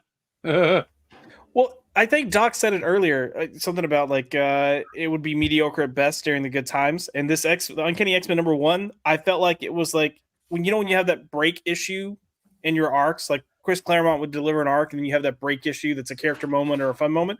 This is what the debut felt like, with the moment that pissed me off. But if you're gonna kick off a series, kick off your freaking series, man. Give us something that's gonna make us want to come back. Because I didn't think it was inherently bad, but it definitely wasn't great by any means. And one moment again pissed me off. But and how long do you think Gail will maintain this level of quality before falling back into Gailisms? The anti-humor, the cutesy pie. When you say anti-humor, do you mean humor that's not funny or humor designed for ants? I mean, no, I mean like the humor of your unfunny aunt and anti-humor in that it's not funny. I mean both. The real question is Gail the Trojan horse that we secretly need? Because we know she's got a history of just like totally screwing over editors and like getting them gone. Could that be what we actually need to happen? I don't know if Gail at this stage in her career has the power to get rid of Tom Brevoort. Because she can get rid of Annalise Bisa. Yeah, but she's not going to get rid up with these ideas. She's not going to get rid of Annalise Biss. She's not going to get rid of the other broad in the office. The other one, that's Sarah Brunstad. She's not going to get rid of whatever other fool is in there, because there's at least one or two more associate editors. Can we just call Sarah Brunstad Sarah? Oh my God, what if Wolverine was a girl? Brunstad. It's all good to me. Her big contribution to X-Men is that Weapon X-Men where the girl Wolverine. No, she courted Charlie Jane Anders for 3 years before Charlie Jane came on board. That's a big contribution. That's a big contribution. That's okay. The fact that it took Charlie Jane Anders more than 15 seconds to agree to take that gig. I mean, come on. IO9 does not pay that well. All right. Although maybe it actually does pay better than Marvel right now. Now that's the scoop we need to find out, whether or not IO9 has a better word rate than Marvel Comics script rate. Rate the X7. Krakoa failed because it finished a stupid idea that was started by Morrison. It turned the X-Men and mutants into Inhumans who are not popular. As much as people like the new X-Men, Aaron, I think it's done far more harm than good. Almost all of Grant Morrison's ideas that they picked up and run with are terrible. He introduced so many terrible mutants that are inconsequential that they cannot get rid of nowadays, and I don't know that Krakoa was a continuation of that, but they certainly grabbed a bunch of his ideas and made them worse. No, I've always said that about Grant's run. It was never for me. There were some great moments in it. There were some characters that came out of it that I liked. Like, I like Quentin Quire, even though Quentin Quire is still written as if he didn't have his complete character arc in Grant Morrison's run. They still just go back to the Quentin Quire that was, him psychologically broken and going nuts. Because it's like Grant Morrison came in with big ideas, and I don't think that they worked. But now you have a bunch of lesser writers who look at Grant and they're like, "Oh, I want to do that stuff. I want to do that high concept stuff." But they're not even capable of wiping the dust off of Grant's shoes as far as imagination. So they can't make it work either. I think it did way more harm than good, and I think the fact that people keep trying to emulate it continues to damage the line. I think that you got away from the core of what the X-Men are. You got away from the core of what their appeal is, and we just keep hitting diminishing returns because people keep churning up. And I don't think the current crop of writers that were on Krakoa, I don't think they necessarily read Grant's run, but they read enough pale imitations of Grant's run that they made an even more pale imitation of it in their work. I don't think any of them. They weren't reading. We got to remember, Grant's run is over 20 years old at this point. Mm-hmm. We're old. It was over. It was just a young man. Josh is young-ish. It was completely done over 20 years ago. Like, it had already been done for a year, 20 years ago. And so these people are, yes, they're, see, I think Grant gets a lot more credit than he deserves for the introduction of the useless mutants. He did start that trend, but Jason Aaron is the one that really needs the blame for all of the useless mutants. The amount of useless fucking waste of paper mutants that we spent time actually learning about. At least Quentin Quire, we learned about him in small bits over 25 issues, 30 issues. And he would have a page here, a page there. Glob Herman, I think, had about 5 pages of actual appearance in all of Morrison's run. How many pages were devoted to iBoy during Jason Aaron's run? Way too goddamn many. I'll also defend Morrison that half of these mutants, the reason they're there was his whole idea, like, we're in a school for mutants. You should see more mutants than just the X-Men. So you're gonna have some weird. weird. Is a cover mission, but for an elite covert team that goes out and takes care of business. Yeah, I know, idiot. But That's my response. Yeah, Morrison. Grant fundamentally misunderstood that. See, here's the thing: it was yes, it was technically a school, but there was a silent agreement between Xavier and you have to be fucking useful in my war. I'm not paying for you to live here, to have access to all this cool shit, to have my medical care, my danger room, eat my food, sleep in my house if you're not fucking useful to me. He was basically hiring mercenaries. And Grant fundamentally misunderstood, and he thought that the school was actually a school. It wasn't. All right. Salby reviews. Hail, Comics Aficionados and Jeff. Glad to see Aaron drink some Brondo. Jeff, I recommend the Energon Universe, despite Scarlet being the weakest book in the series. Also, I missed out on Wolfbusters. Hope to get a copy. Have a great day, y'all. Thank you, Tommy Reviews.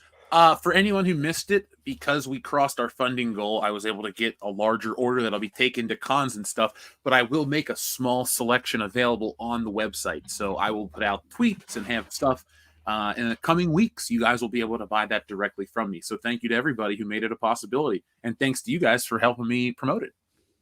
Absolutely. And what's it going to take for you to pick up Transformers and some of these Energon Universe books, Jeff? You know what I'll do? I got a website that I go to, and instead of reading tons of Wolverine that I don't need to read, I will check out the newer stuff. And if I am feeling it, I'll start buying it. I do not mind buying comic books. Believe me, I got Transformers, Daniel Warren Johnson, thumbs up. Duke from Josh Williamson, thumbs up. And also Cobra Commander. I got Duke and Cobra Commander number ones. Absolutely. Like both of those. You need to stick with it. Yeah. I have those. You're almost there. Yeah. So there's been some good stuff. Just avoid Scarlet and you'll be happy because the Energon Universe has been fantastic. And let's be honest, Scarlet's not going to matter in the grand scheme of things. It's so terrible and light. But it's Storm Shadow, man. Take it personally. Storm Shadow. Yeah, no, I mean the fact that they let Kelly Thompson debut Storm Shadow in this universe is the fact that they let Kelly Thompson into this universe. Period. That's true. Thanks, Ben Abernathy. Yeah. Thank you. But definitely be looking out for Jeff. Follow him on the socials and be looking out for new copies of Wolfbusters because it's not over yet, folks. You're going to still get a copy or a chance to get those. And you're going to be doing a Stealing Solo too. Will people be able to do another round of Wolfbusters? Are you going to throw that as an add-on? Oh, yeah. I'm going to take care of everybody. I'm going to make it very, very easy to get everything I make because I'm at a point where I have a decent amount of stuff we've produced or I've produced. I try to make it seem like it's a group thing, but the books are me. Yeah, I'll make that available for you guys. I'm not going to hold stuff behind. I'm a collector. You got to remember, I like this stuff. So I want to make it, one, the best I can, and two, fun to collect. Do you have fun when you have distribution issues? Aaron knows what's up. How many things get to Ollie's because they don't have good distribution? Most of those things. So I'll make it easier for you guys. Don't worry. There we go. Federico De La Casa here in Italy. I've followed anime and manga since the late 70s. And so there's obviously been an anime manga scene here in the US, but there for a time you had to like fan translated manga and stuff like that because I used to get fan subbed anime. Yeah. I used to I mean, like remember back in wrestling.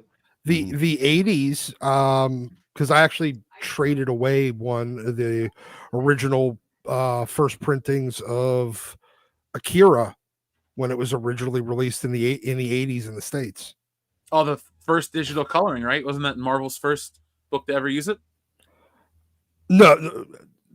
Oh, you're talking Akira, the big fucking block. Yeah.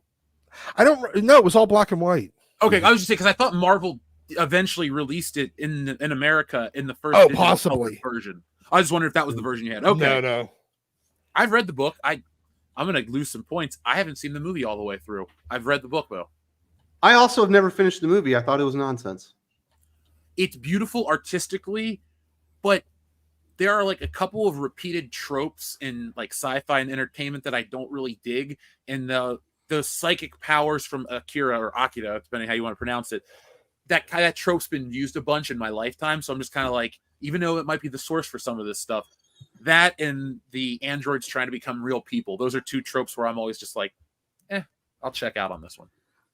You guys are Next wrong.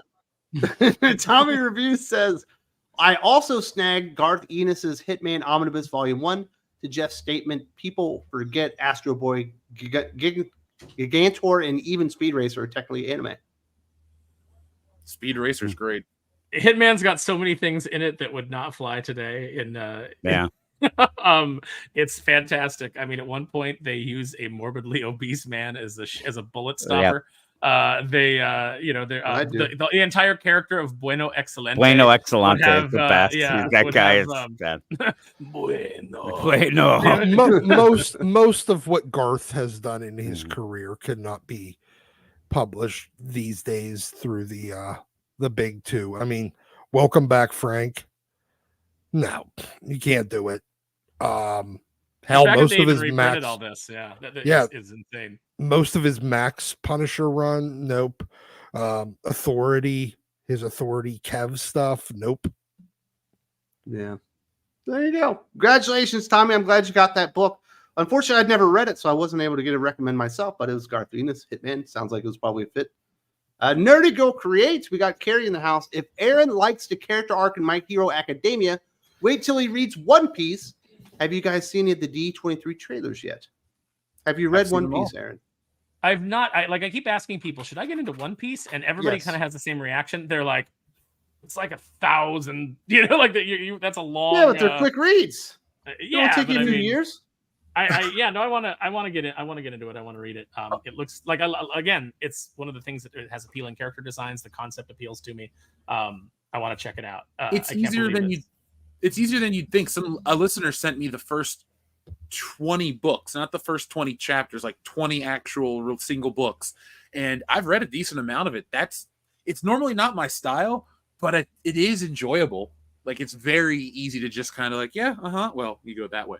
But yeah, it's really easy to read. I think you'll like it. Yeah, I definitely want to check it out. As far as the D23 trailers go, I've seen some pictures online, but I haven't actually watched any of the trailers because I don't really give a crap about what Disney's doing. It's not going to be good, so why am I? You think we're not going to be talking about the Ironheart trailer on the Geek Fix? Oh, we definitely are, and I have some many things to say about their live action Stitch and other things that I've seen. So we will get around to them, but I haven't really paid attention yet. So you've seen him, Jeff. How does Ironheart look? Well, I'm going to have a video out on it. I don't want you to spoil it. Never mind. Yeah, I won't spoil it, but I'll tell you this. The Snow White stuff made me laugh because remember last year, all the drama, how they were different people and this and that. That's a dumpster fire waiting to happen. But the Red Hulk stuff just made me chuckle for all the wrong reasons, which we talked about earlier. Like that footage of the movie. Yeah, I don't know. But I'll tell you this. Fantastic Four, while I'm not as optimistic as other people, I have more interest in that one because of what it could be. So that's the only thing from Marvel that seems fairly interesting to me. Those costumes look ass, though. Oh, I agree 100%. I am not making excuses for that, especially Johnny at that table.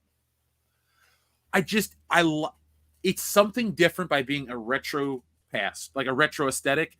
So it's like, if we're going to watch these movies, at least not be set in the modern year where they're all the same in a different frame from Captain America looks like a frame from Shang-Chi, which looks like a frame from Eternals. Like, these movies are so interchangeable. Imagine if Jack Kirby drew every Marvel book ever. After a while, it would just kind of blend together. That's how these feel to me. Very nice. Obviously, we'll be covering some of that stuff, and Aaron and I will having some fun with some Ironheart. Probably not Cinderella or Snow White or whoever it is, but because we're grown ass men. Yes, Carlitos Figueroa. What's up? I was gonna say my audience is so into the whole Snow White thing. I just watch it so I can comment on it because if people are like, "What did you think of it?" Yeah, no, it looks like an amazing train wreck, and all of the PR surrounding it has been a disaster. Letting Rachel Ziegler run her mouth has been a disaster. So I'm interested in it from like a PR standpoint. But as far as like the film itself goes, it's like, well, it's not for me. It was never intended for me, you know. But if you want me to talk about it, I will. I'm only going to make videos about the stuff you just discussed, the dumpster fire that is. When this drops next year, I'm not going to see it. I'm not going to review it. I don't care. I literally forgot this movie was coming out. Like, I remember her being just an utter mistake. Everything about letting her speak to anyone with a microphone was a mistake. And then I'm like, oh, I guess they forgot about that movie. Did it already come out and go? I figured it already came out and flopped and they moved on. Nope. Carlitos Figueroa, Morrison versus Whedon runs. What are your guys' thoughts? Whedon wins. Agreed. Yeah, because, okay, so we can look at this very simply. Grant was Tool covering Led Zeppelin. And while it was interesting, it was fine for when they did it on that one fucking live album. It was awesome. I really don't want to, it went on too long, since all he was doing, Chris Claremont's greatest hits. Whedon, he kind of tried to take it back, but at the same time, he literally just stole all his plots from previous X-Men plots too. His was doing Scott Lobdell, Joe Kelly, and Steve Siegel's greatest hits. That's so neither of them had a new idea in their head for X-Men. They just did the same shit Grant had already, or that somebody else had already done. Definitely Whedon wins. Astonishing X-Men. Lade Kraber, will anyone review Alien Romulus for their channel? So are you talking about the movie or are you talking about the comic book? I'm assuming it's talking about the movie. You're going to review the movie, Jeff? Yeah, this Wednesday night, we're doing a drunk commentary watch along of Alien and Aliens. And then on Thursday, I have tickets. The Thursday night podcast at 8:30 will be about Alien Romulus as well as Aliens as a franchise. So I've been watching these movies, getting geared up for this one to give you guys you're excited? Some good takes on it. I know this sounds silly, but I'm excited because it's like a group of thieves that run into the alien this time. So I get it that it's going to be reminiscent of the first film, but it's different enough. Sounds like Alien Resurrection to me. I like that. First 45 minutes are good. Okay, there you go. There are parts of that movie that I think are solid. As a kid, I saw it and I was like, Once they find the weird disfigured bodies, from that moment on, the movie goes to crap. Yeah, but that could have been good. That was like a good idea. That was a great reveal, yes. But they missed it with the pregnant, like human hybrid alien thingy. No. Dude, Alien is a 2-movie franchise. Alien and Aliens, they're perfect. 10 out of 10. Love them. Three not garbage. So yeah. Man, I would have liked to seen what 3 could have been if the studio hadn't interfered with Fincher so much, because there were some great ideas there at the beginning. I mean, originally they're supposed to come to Earth. Well, but also Hicks and Newt, there were drafts where they didn't die. You know, that was the first big mistake right out of the gate. When you invalidate the spoiler. Best movie. Yeah. Well, Jim, if you haven't watched it by now, I don't know what to tell you. Spoiler, I didn't. When you invalidate the very best movie of the franchise, and that's what Terminator Dark Fate did too. They're like, hey, we're going to wipe out those shitty Terminator movies, but we're also going to wipe out Terminator 2, which you all love, because we're just going to shoot John Connor in the face right at the beginning. You invalidate the good stuff, you lose all of the fan goodwill. There you go. So if you're looking for a review, definitely check out World Class Bullshitters. Josh, are you going to review it? No, I will not. Pop My Culture. He's not touching. Yeah, no. Sorry. Very nice. Lady also says live action Stitch. There will be no lifeguard girl. There's no Nani? They took that character out? Oh, I've tried to watch Lilo and Stitch with my kids 3 times. We get 20 minutes in the movie and they tell me to turn it off. Really? I never watched it as a kid. No. Lilo and Stitch is not my thing. That's one of my favorite Disney movies of all time. And I know they're going to ruin it in live action. It's because you're a princess on the inside. I still got the. No, it's because you know what it is? It's about family, Wes. and that's why it's so powerful. No, but it really is about family, and it's about found family. And as somebody from a broken home as you are, I think that if you watch it all the way through, I think it'll tug at your heartstrings there. You're a big Papa Roach fan, aren't you? Papa Roach? I mean, I know they're broken home. Oh no, I don't know that song. They've got one song that I think I know. Are they the ones that do the "Cut My Life into Pieces"? This is my last resort. Yeah. I remember an ECW guy used to come out to that, royalty free. Was that his name, or was it royalty free music? Well, what would happen? I would love it if there was a. If his name was royalty free and he stole that, that would have been great.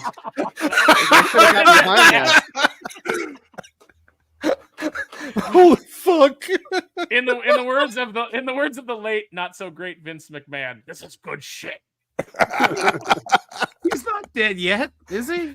Isn't he though? He doesn't exist. Yeah, that's true. He looked so weird last time with that mustache. You look like Vincent Price. When he came out with but infinitely worse, because Vincent Price still looked cool. Like when Vince came out with that jet black dyed hair and the thin mustache, like right then, if you didn't know anything about him, you'd be like, oh, this guy's some kind of pervert. But he looked like he looked like a guy who was going to show up and challenge you to a balloon race around the world. or try to get you to do a contest to stay in a haunted house all night. Yeah, maybe. Dylan Lindsay, anyone wanting to get into One Piece should just read the manga. Only watch specific scenes you want to see animated. The anime pacing is terrible. Yeah, I'd like to go to the source. I'd read the manga before I'd check out the anime. Very nice. Did you guys watch the live action One Piece? My wife liked it. I watched a couple episodes. I thought it was all right. I didn't check it out because I want to read the manga and I don't want to be spoiled on anything. Right. But you're also scared to read the manga because you think it's too big. Well, that's what everybody's telling me. They're like, it's a commitment, and I'm like, okay, well, then, now I have no time. The fact that I'm taking time to do live streams is probably a premium at this point because like today, once we get off the stream, I've got to try to finish a ton of pages for Art to Bear, finalize those, and finish up Black and White within the next week. I've got a bunch of editing to do. I've got to nail down, I've got a bunch of business side stuff to do for Neil before Doomface. It's like just the idea of like checking into 1,000, volume manga at this point is pretty intimidating. Not practical. Yeah. Jose to Beats. Vasquez, you ever get mistaken for a man? No. Have you? Great comeback. That's a great line. And it made you like Vasquez immediately. It was so easy to get characters over when you actually had talented writers and actors. When they could bust balls right back. Like, okay, every man loves her now. That's awesome. Mm-hmm. Yeah, and it made you not want to see the other dude live. He ended up making a comeback. I still love him in, what is it? True Lies. Oh, yeah. Bill Paxton. That's great. I just can't believe Vasquez is the mom from T2. When I was a kid, I never pieced those together. And then I'm just like, when I still watch T2, I'm like, man, Jeanette Gold. Like, and she's also in Lethal Weapon too. She looks so different across their movie. Every time. She's the Irish mom in Titanic that's like going to drown with her 2 kids down in the lower decks. Wait, that's her? I didn't realize that was her. Yeah. Wait, who was the other mind blow cop in Predator 2? Oh, that's Maria Conchita Alonso. Oh, okay. Yeah. Never mind. Oh, that one. Okay. Great. Where we find out that the Predator is pro-life. Yeah. I thought that was a great character moment. It's like he grabs her and he's ready to kill her, and then he sees that she's pregnant, and it's like this is a non-combatant, and he lets her live. Like I thought that informed so much about the Predator itself and their weird code of hunting honor. I thought it was a great moment. Yeah. Next up, Lane says, no, the blonde lifeguard girl. Lots of art of her. Not so. Oh. Yeah, no, we can't have anything for the male gaze. Even though it's Hawaii largely on a beach, you can't have. But they'll have plenty for the male gaze. You're welcome. It took me a minute. Wordplay. Jeez, Josh. You gonna let him talk like that to you? I got a rib shot here. Whatever. I'm Is sure that another you do. pun? Yeah, it keeps going. I'm I didn't say rim job. These clowns. Like This is your working fault, Wes. You got together a group of degenerates. Ringling Brothers and Barnum and Bailey here, trying to herd cats on a weekly basis. But I live for it. I love this show. It's lots of fun. We do have one more comic book thing we can talk about. Do we want to hit New Apocalypse? I haven't even done my Absolute Superman video yet. Should we just do the New Apocalypse? It was pretty terrible. What are you feeling, Aaron? I feel like you should pick this. Oh, I'll go with the New Apocalypse, because what a waste of Netho Diaz to put him on a book written by Steve Fox and have it be this. Have the character come out and it's like, oh, the New Apocalypse is this character revelation, and he looks stupid. You know, even Netho Diaz couldn't save that design. I think it's terrible. All these artists that are trapped at Marvel right now because that, you know, they just need the work. We really need to build up the indie space. We really need to give these guys outs to where they can own a piece of what they're doing, where they can actually make real money and not have to draw garbage written by hacks. You know, Steve Orlando, Steve Fox, these guys can't write their way out of a wet paper bag. And that series is so embarrassingly awful. The character choices of the characters that would be Apocalypse, the whole idea behind it, the fact that it leans so heavily on Krakoa, the fact that we're told that, like, yeah, we're not going to have Cable in these books because we don't want to do any time travel stuff and blah, blah, blah. But yet he's in this book. Again, it's just editorial inconsistency. It's creative inconsistency. None of the characters talk like themselves. None of the characters act like themselves, especially Apocalypse. You know, the idea that he would be, I've come around. I've had a revelation that, I need to, and then you get this character whose name is actually Revelation. Yeah. It's just embarrassingly bad. And then he spends the entire time being a game show host. Yeah, and then it's Sciver. It's Sciver out of all of the mutants. Yep. Sciver becomes the heir to Apocalypse. It's sad to say, but the certain books you see and hear like 2 sentences of what, and it's going to suck, and that's what it was. Yeah. It just sucked. It was terrible. Everything about. I mean, I read the first issue. I just had to basically flip through the last one. I tried reading. I got about 2 pages in, and I'm like, this is fucking dreadful. Yeah. Not enough male gaze. Yeah. Look. I mean, it's a waste of Netho Diaz. Like, I mean, look. I'm sorry, Mark Miller can't hire everybody. Like, he just can't hire everyone. But people are acting like he needs to, because I feel like it's a, possibly, a violation of the Geneva Convention, something about, captured slave labor or something, with forcing him to draw scripts by people of like Steve Fox. Yeah. It feels like there's some criminal action there. But no, this and you turn them into Gold Apocalypse. And the thing is, they just had a tournament recently for the new Phoenix that ended up where Echo, and that just disappeared. This will just disappear. It'll be the same thing. This book will be forgotten if this character. I mean, hopefully they don't let Steve Fox near another X book. In this new era, but when you're going to churn out like between 15 and 20 books per month, what are you going to do? Eventually, like, he may find his way back, but hopefully nobody else touches this garbage, and it's just left on the dustbin of history. Because Gold Apocalypse is terrible. The idea of Sciver being the heir to Apocalypse, the idea of turning Warlock into one of his minions, everything about it, I just absolutely hate. So they need to move away from that. And you know what? Maybe Mark Miller could hire everybody, Doc, if some company offered him enough money to be in charge of Marvel or DC and to fix all their problems. Yeah. Well, yeah. I mean, but then they'd still be working for Marvel and DC.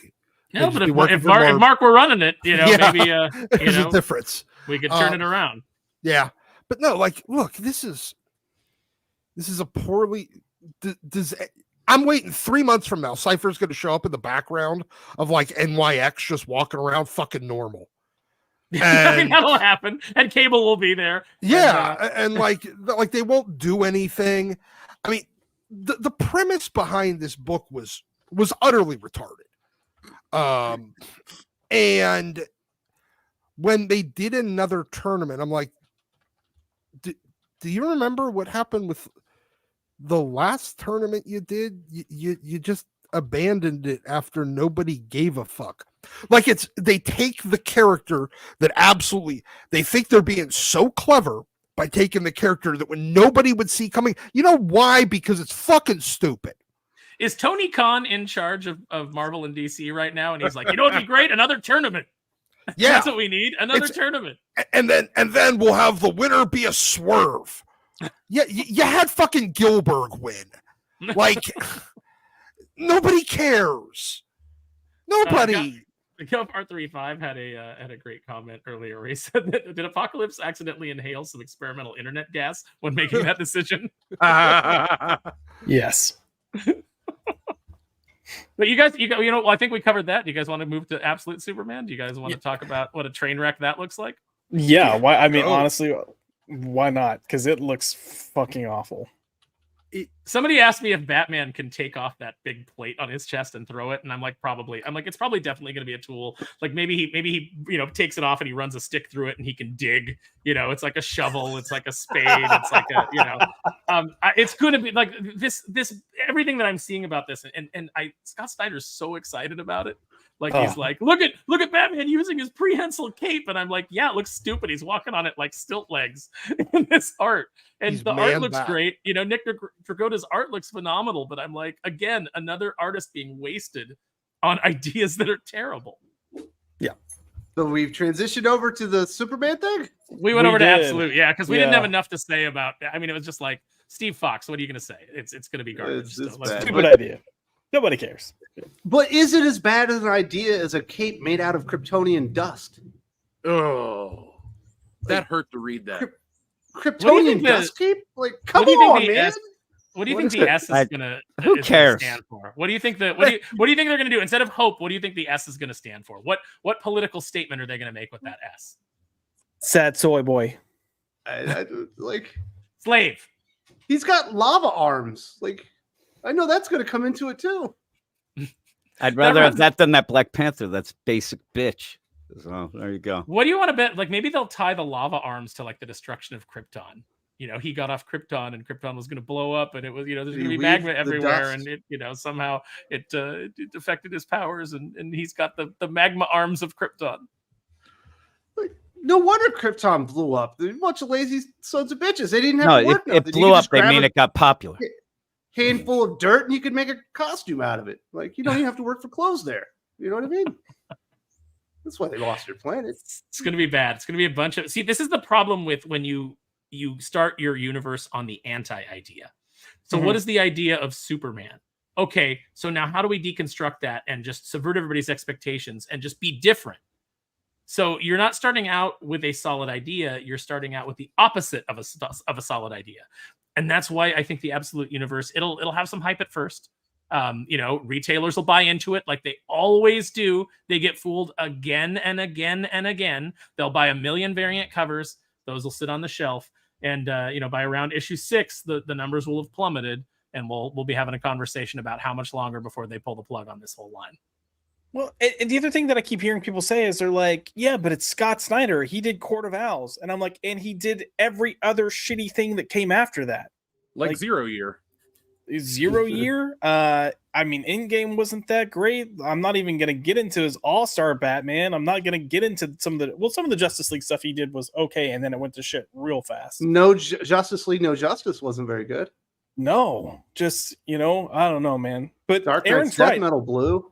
Like, they're doing these characters and they're trying to pull the draw of like, oh, here's Batman, here's Superman, here's Wonder Woman, but they're going like, it's not the characters. When you've got Superman and he's not being raised by the Kents and he's angsty and angry at the world, then that's not Superman.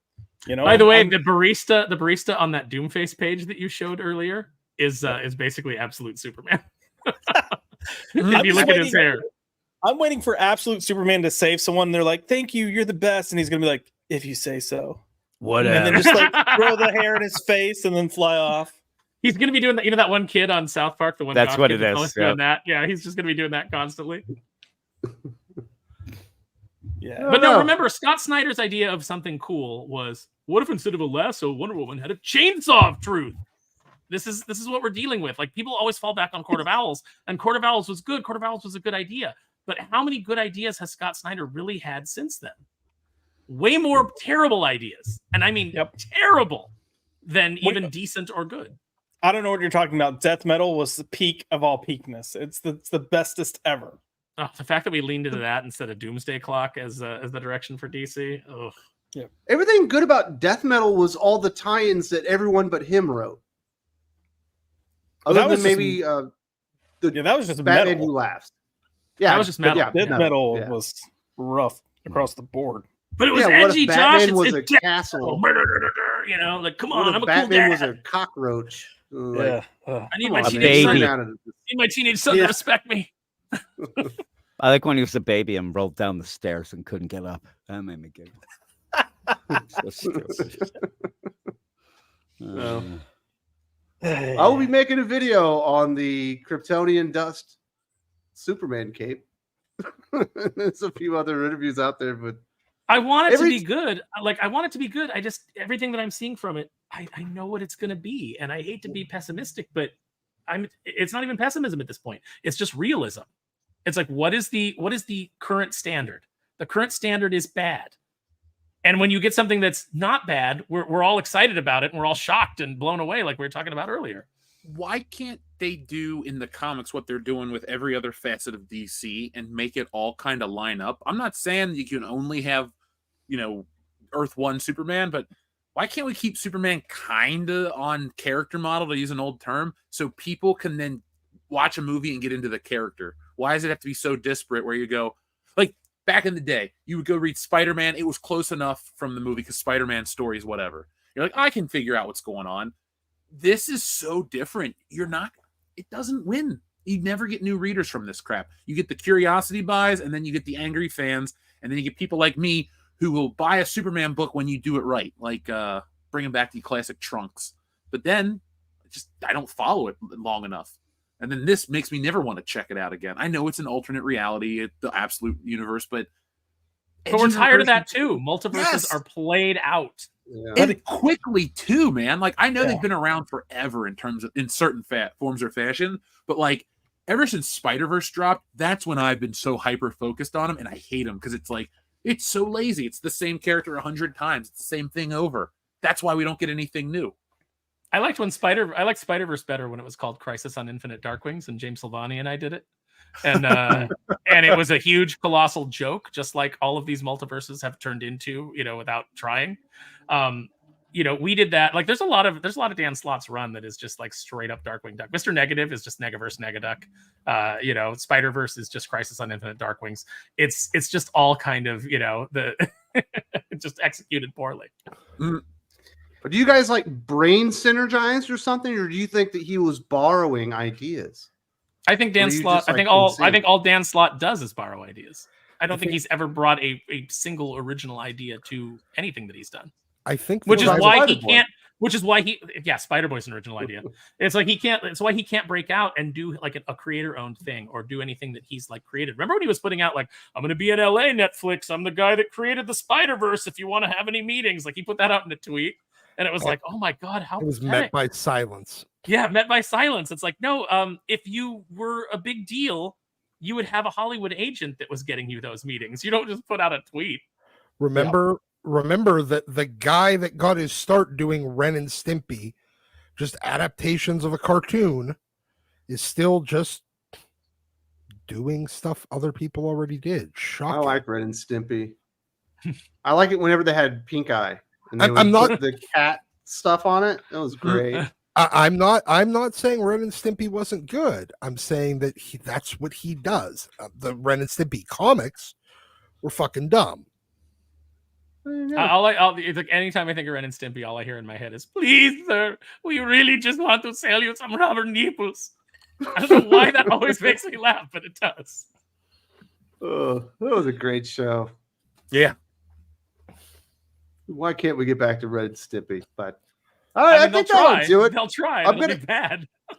I'm gonna have a full up video about this Jason Aaron thing. I got a few other projects I gotta get through first. We got a Rook Exodus rundown of why I think everyone should be reading that one, and a couple other videos in the pipeline, as well as reviews of Ultimate Ultimate Uncanny X-Men #1 and Gotham City Sirens.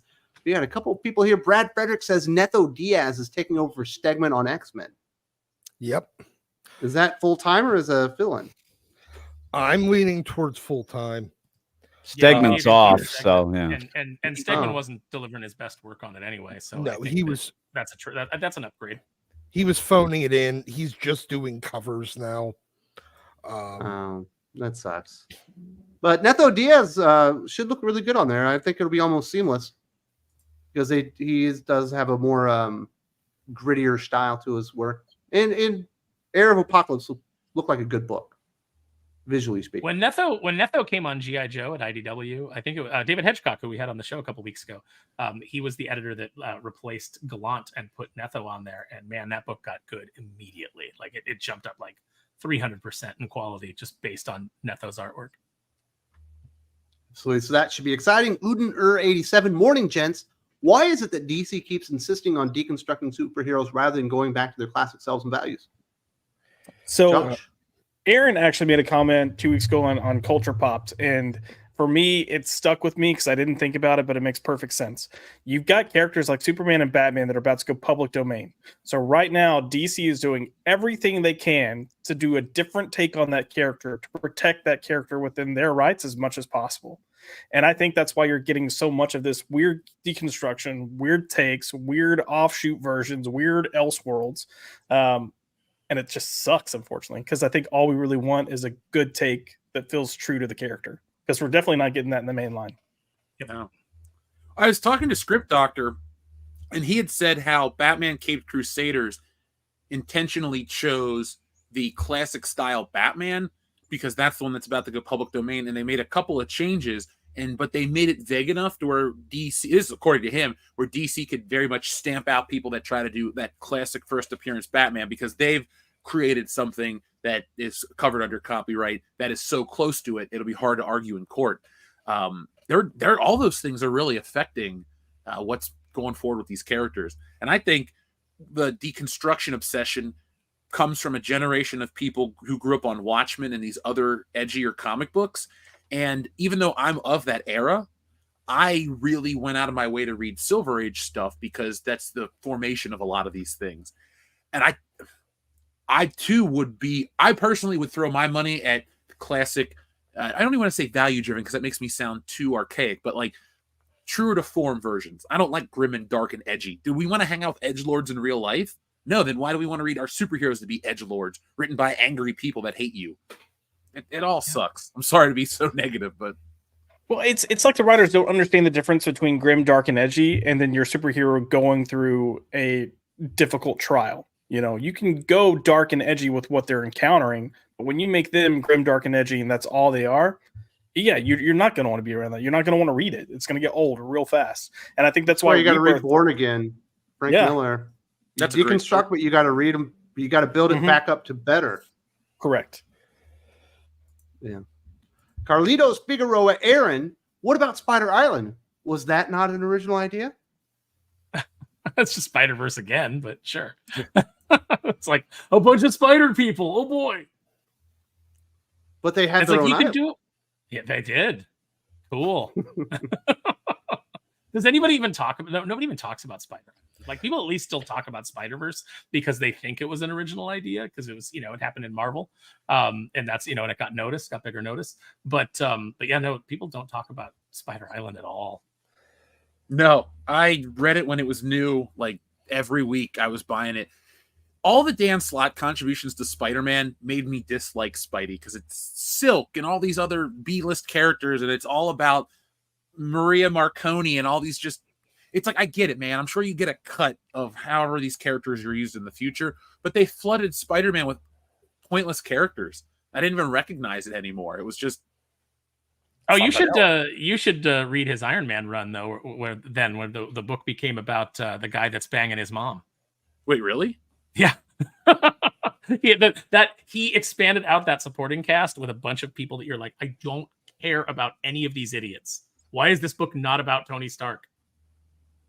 Yeah, Iron Man 2020 was a terrible event. I would like to not remember that one. Let's talk about some comic book recommendations and wind this bad boy up. I do want to say thank you very much to Jeff for joining us. Thanks for having Congratulations on all your success with Woke Busters. I know you got Stealing Solo 2 in the pipeline and all those things. Are there any comic books you would like to recommend this week? All right. Well, as a comic creator myself, I always want to be cognizant of what I recommend and also how I present myself, because I do like Marvel and I like DC books. I like classic stories, but sometimes I like to go and read older stuff, foreign stuff, more outlandish stuff. So I'm going to say check out The Eternaut. I mean, that's just a classic, but I'm kind of going through it again. It's South American, but it's a good story and the art's great. And I think it's just a great piece of literature and art. So check it out. And obviously, I think most people know what World Class Bullshitters is, but he's got a current video up with a bunch of stuff in Ollie's, which I think will be very exciting. Probably going to check that out myself. And he's got some reactions to the D23 trailers coming up, so be looking out for that as well. Yes, and a drunk watch of Aliens that I'm definitely Alien and Aliens that I'm definitely tuning in for. Well, thank you very much. We'll have to get you on one of those in the future, man. I mean, open invite to all you guys, but Aaron, you've been on the channel a bunch already. You kind of know how we operate. I'd love to have you on for a commentary. Hear your take on some Dude, of this anytime. Just let me know when you're doing it, and I will make time. Cool, thank you. Very nice. So appreciate that. Be looking out for him, and there is a link to his channel if you haven't checked out World Class Bullshitters, which I find hard to believe, but I guess there's a potential that there's a couple people out there. Next up, Aaron, thank you so much for debuting the cover for the crossover between Unholy Nightmare as well as Kneel Before Doomface.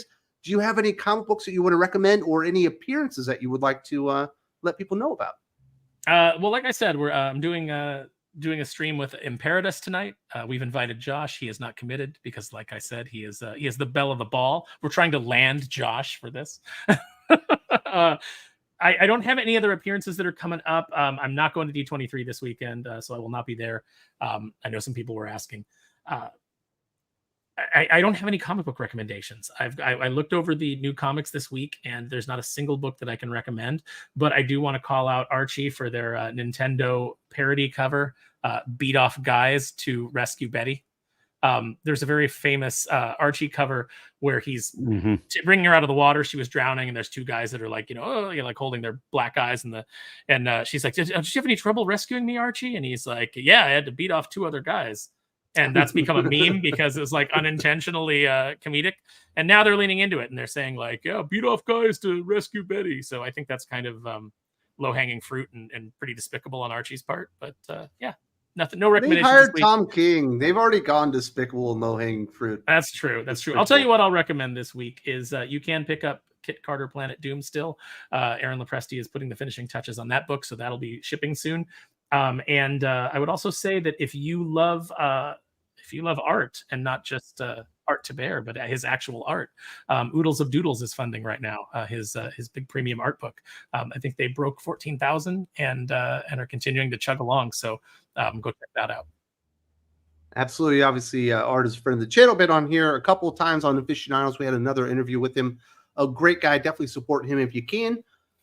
Josh, you finally made it back here to the channel. I know you're always catching up. Were there any comic books that really tickled your fancy in the last week? So I got my comics yesterday, and I've read 4 books so far, and the 4 books that I read were unfortunate. Well, I won't say unfortunately for Uncanny X-Men. I thought it was fine. If you need an X-Men tickle out of any of the X-Men comics, that's the one to get. But other than that, it was Absolute Power, Gotham City Sirens, and then the Apocalypse book. So can't recommend any of those. Hopefully some of the indies I picked up will tickle my fancy. But what indies did you pick up?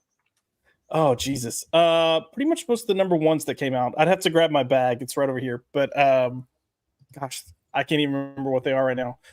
So we make a point of covering the new number ones that come out, and we'll discuss the 5 best debuts each month in comics, because I'm really trying to get people to steer themselves outside of the big 2, because I know way too many people that spend money on the big 2 just because they've always done it. They're in that trend. That's their thing, and it's almost like FOMO of like, well, if I stop, maybe it gets good. Well, it hasn't been good for freaking years. Like, go get something that's actually good. Support comics as they're coming out. Don't wait for the trades. I'm going to speak for Josh now, and he's going to recommend Prodigy Slaves of Mars #1 from our friend Mark Miller. I did pick that up. And Kosher Mafia #1 from David Hazan, the guy behind Nottingham. I have that as well. Oh, okay, yeah, I've got that as well. So wait, I didn't see that Prodigy. I didn't see that Prodigy came out this week. My shop must not have had it. Yeah. It did come out this week. Oh, If that's you're a sold fan of out. Prodigy, Sitting on the cover. Well, I'm a they're fan. bringing I'm a it fan back. of checking out. I'm a fan of checking out Mark Miller's stuff. So definitely check those out. Kosher Mafia is very cool. What should people be looking out for on Popeye Culture, Josh? We got quite a bit of stuff coming out. So we just released the most recent episode of Marvelous Monday, where we covered it was Captain Marvel. So if you want to have a good time listening The real to us, Captain kind of Marvel? Nope. Marvel? Nope. You But should it have was a covered fun the death of conversation. Captain Marvel, the greatest comic book novel of all times. The graphic So novel. Marvelous Monday is just the MCU. We're revisiting MCU films, kind of in chronological order. But we had that. We've got Cherry Pops coming up with Maxwell Priestley, because he just finished watching the first season of Buffy the Vampire Slayer. It was his first time watching that, so we're going to discuss it. We have graphic content, Batman Year One, that should post next week. And then I'm on a ton of people's channels this next week. So I'm going to be with Max Gooch on Diabolical Souls. We're going to be looking at some animated stuff. I'm going to be with Roman of the Empire. Sheesh, I can't even remember what else. Zach's What's Good Wednesday. So I'm going to have a busy week this next week. You're making me jealous. Yeah. Well, Just kinda you getting did call around me now, a. Josh. I know you called me a bear bunny once, and I guess I'll just, Next up, we do have Jim from Weird Science. He's got the largest comic book empire that I know of. He's got written reviews. He's got YouTube. He's got podcasts. Obviously, he's a friend over here. He's got a Patreon with more content than you could ever imagine. You got any comic books to recommend this week, Jim? I'll recommend Space Ghost, because you told me to read it, and I did, and it was good, but that's it. I still have to read a bunch of indie stuff, but nothing from the big two. Uncanny X-Men almost gets there. What are you talking about? You like The Boy Wonder #4. Oh, you know what? I forgot about that. That was really good. So yes, there's another deal. Boy Wonder. And you liked #4 was Wolverine really Deep good. Cut #2. You're correct. I guess I didn't think this through. Yeah, Wolverine Deep Cut and Boy Wonder are good. So there you go. You should have just told me what my picks are. You're better at it than me. Well, I already did that for Josh. I didn't want to. Yes, no. You're right. overbearing. Deep Cut's really, really good. Doc should pick it up. And Boy Wonder's great. We still are puzzled why. Josh will be blown away by The Boy Wonder #4. Yeah. I think he's going to love it. Yep. Yeah. Best It's issue really, of the really series good. so far. Definitely Nice. the best issue from DC in the past bunch of weeks, because they All right. haven't been hitting. It's a little better Definitely. than Gotham City Sirens, just a little bit. Just a And, little bit. Yeah, those are the deal. What should people be looking out for if it's on the podcast or the YouTubes that you've got coming out here, Jim? I know I don't normally throw this to you. Yeah, no, but I wanted you to because I be able to usually talk don't about have anything. Just the same old, same old. I haven't done a lot of videos on the YouTube channel, kind of because the comics have sucked. But I think I'm getting back this week to the best of the week and most anticipated stuff, at least that, and some reviews and, dirty songs other places. So that's about it. Very nice. Jose B says Space Mullet by Daniel Warren Johnson. What is Space Mullet? Is this something I've heard of that. that's new? I haven't read I almost Space bought it Mullet. actually. Okay, so it's already out. It's one of his earlier books.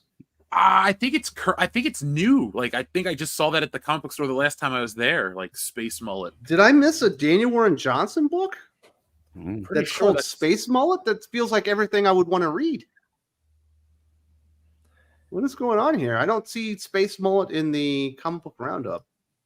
I'm going to have to do some investigating, but it feels like a book I would like. Perfect for fans of Firefly and Cowboy Bebop, it says. I love Firefly. Wow. It looks like it was Definitely. originally published in 2017. Okay, that makes more sense to me, but I will definitely be looking out for Space Mullet. Thank you for giving me the heads up. I think it's a book that would be my wheelhouse. I appreciate that, Jose the Beast. Doc, last but not least, I know you're not going to recommend anything new. Uncanny X-Men almost got there. Gotham City Almost. Sirens certainly didn't. Do you have any other books to recommend? Well, yes, as a matter of fact, I do. As I said, as you said, Uncanny, it was all right. I definitely, if you need an X book, it'll serve you fine. If you want a great first issue, if you want something that's really gonna, spark your interest, if you needed something to really grab your attention to get you back into X-Men, and you've been lapsed for a while, this ain't it though. So instead, we will go with, all right, let's go with Amazing Spider-Man 194, the first appearance of the Black Cat. Yeah. I love this book. It's a mid-grade book, but I got it for free a number of years ago, and I'm like, yes, I will absolutely take that. All right, Doc, I got a question. Yeah. On the cover, is that his Spidey sense letting him know he's about to be need, or is his head really hurt because she just nailed him? I think this is or she's gonna nail him. She's about to try to bang him. That's his Spidey sense that I'm about to get laid. Yes. So we're gonna go with this. Then we will go with another from part of the Maximum Carnage storyline from way back in the day. It's got all kinds of guest stars. The original, Carnage had only been around. What issue is this? This is 380. And Carnage had only been around for a little under 18 months at this point.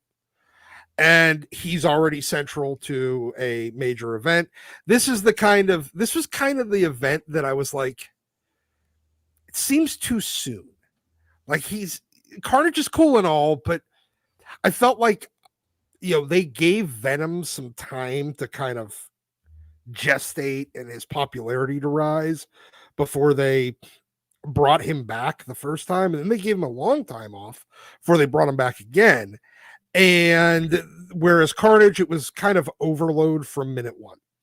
And that's why, granted, the Maximum Carnage kind of does make sense, because Jesus fucking Christ, he was in every issue from his first appearance until this event. So he stood on the shoulders of Venom, so it's like he benefited from Venom's popularity, so he didn't even have the climb that Venom did. He was just boom right there in the beginning. I remember, so I was working in a comic shop when that came out, Doc, and man, when Carnage debuted on that cover, everybody was primed. They were so excited for that, and that intro of him was so good. Everything, just the way that Michelini built him and Bagley's art. Yeah, instant sensation. So yeah, it made sense. Plus, you get that's another book where you get that great moment where everything's going to shit, and then Captain America shows up, and the reader goes, "Oh, everything's going to be okay." Yep. So here we go. Amazing Spider-Man 380. I'm going to recommend it. Great, fun story. Then we'll go with Uncanny X-Men 348. This is during the Joe Mad era.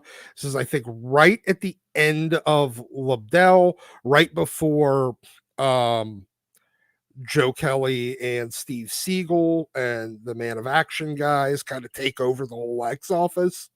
And great Joe Mad art. This is also right before we learn that, spoilers, because a couple issues later, we'll learn that Gambit was actually the guy that kind of started the mutant massacre. And this is Rogue and Gambit. I wanted to do a Rogue and Gambit issue to recommend today because I really did like the way that Gail portrayed their relationship. It was the first time in a while that they've been portrayed as a good couple, and this was them kind of going through a really rough patch early on in their relationship, before Gambit kind of tells his secrets. So, and then we will go with a book I absolutely love, X-Men number 19, first appearance of Mimic. Mimic is a character that I always find to be really underutilized. Amen. He's better than Rogue because he can manifest multiple powers at once. Rogue can only do that when she completely loses control. She's better than Sync. She's better than You're slipping into Rogue. Fuck yeah, you're talking about Mimic. Yeah, Mimic. He's better than Sync. He's better than Rogue. He's better than Hope whenever she could do that weird thing with the other Five's powers. Better than Prodigy.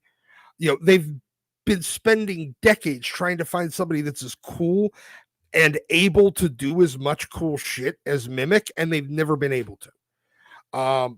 And very underutilized. Calvin Rankin is a very, very complicated character.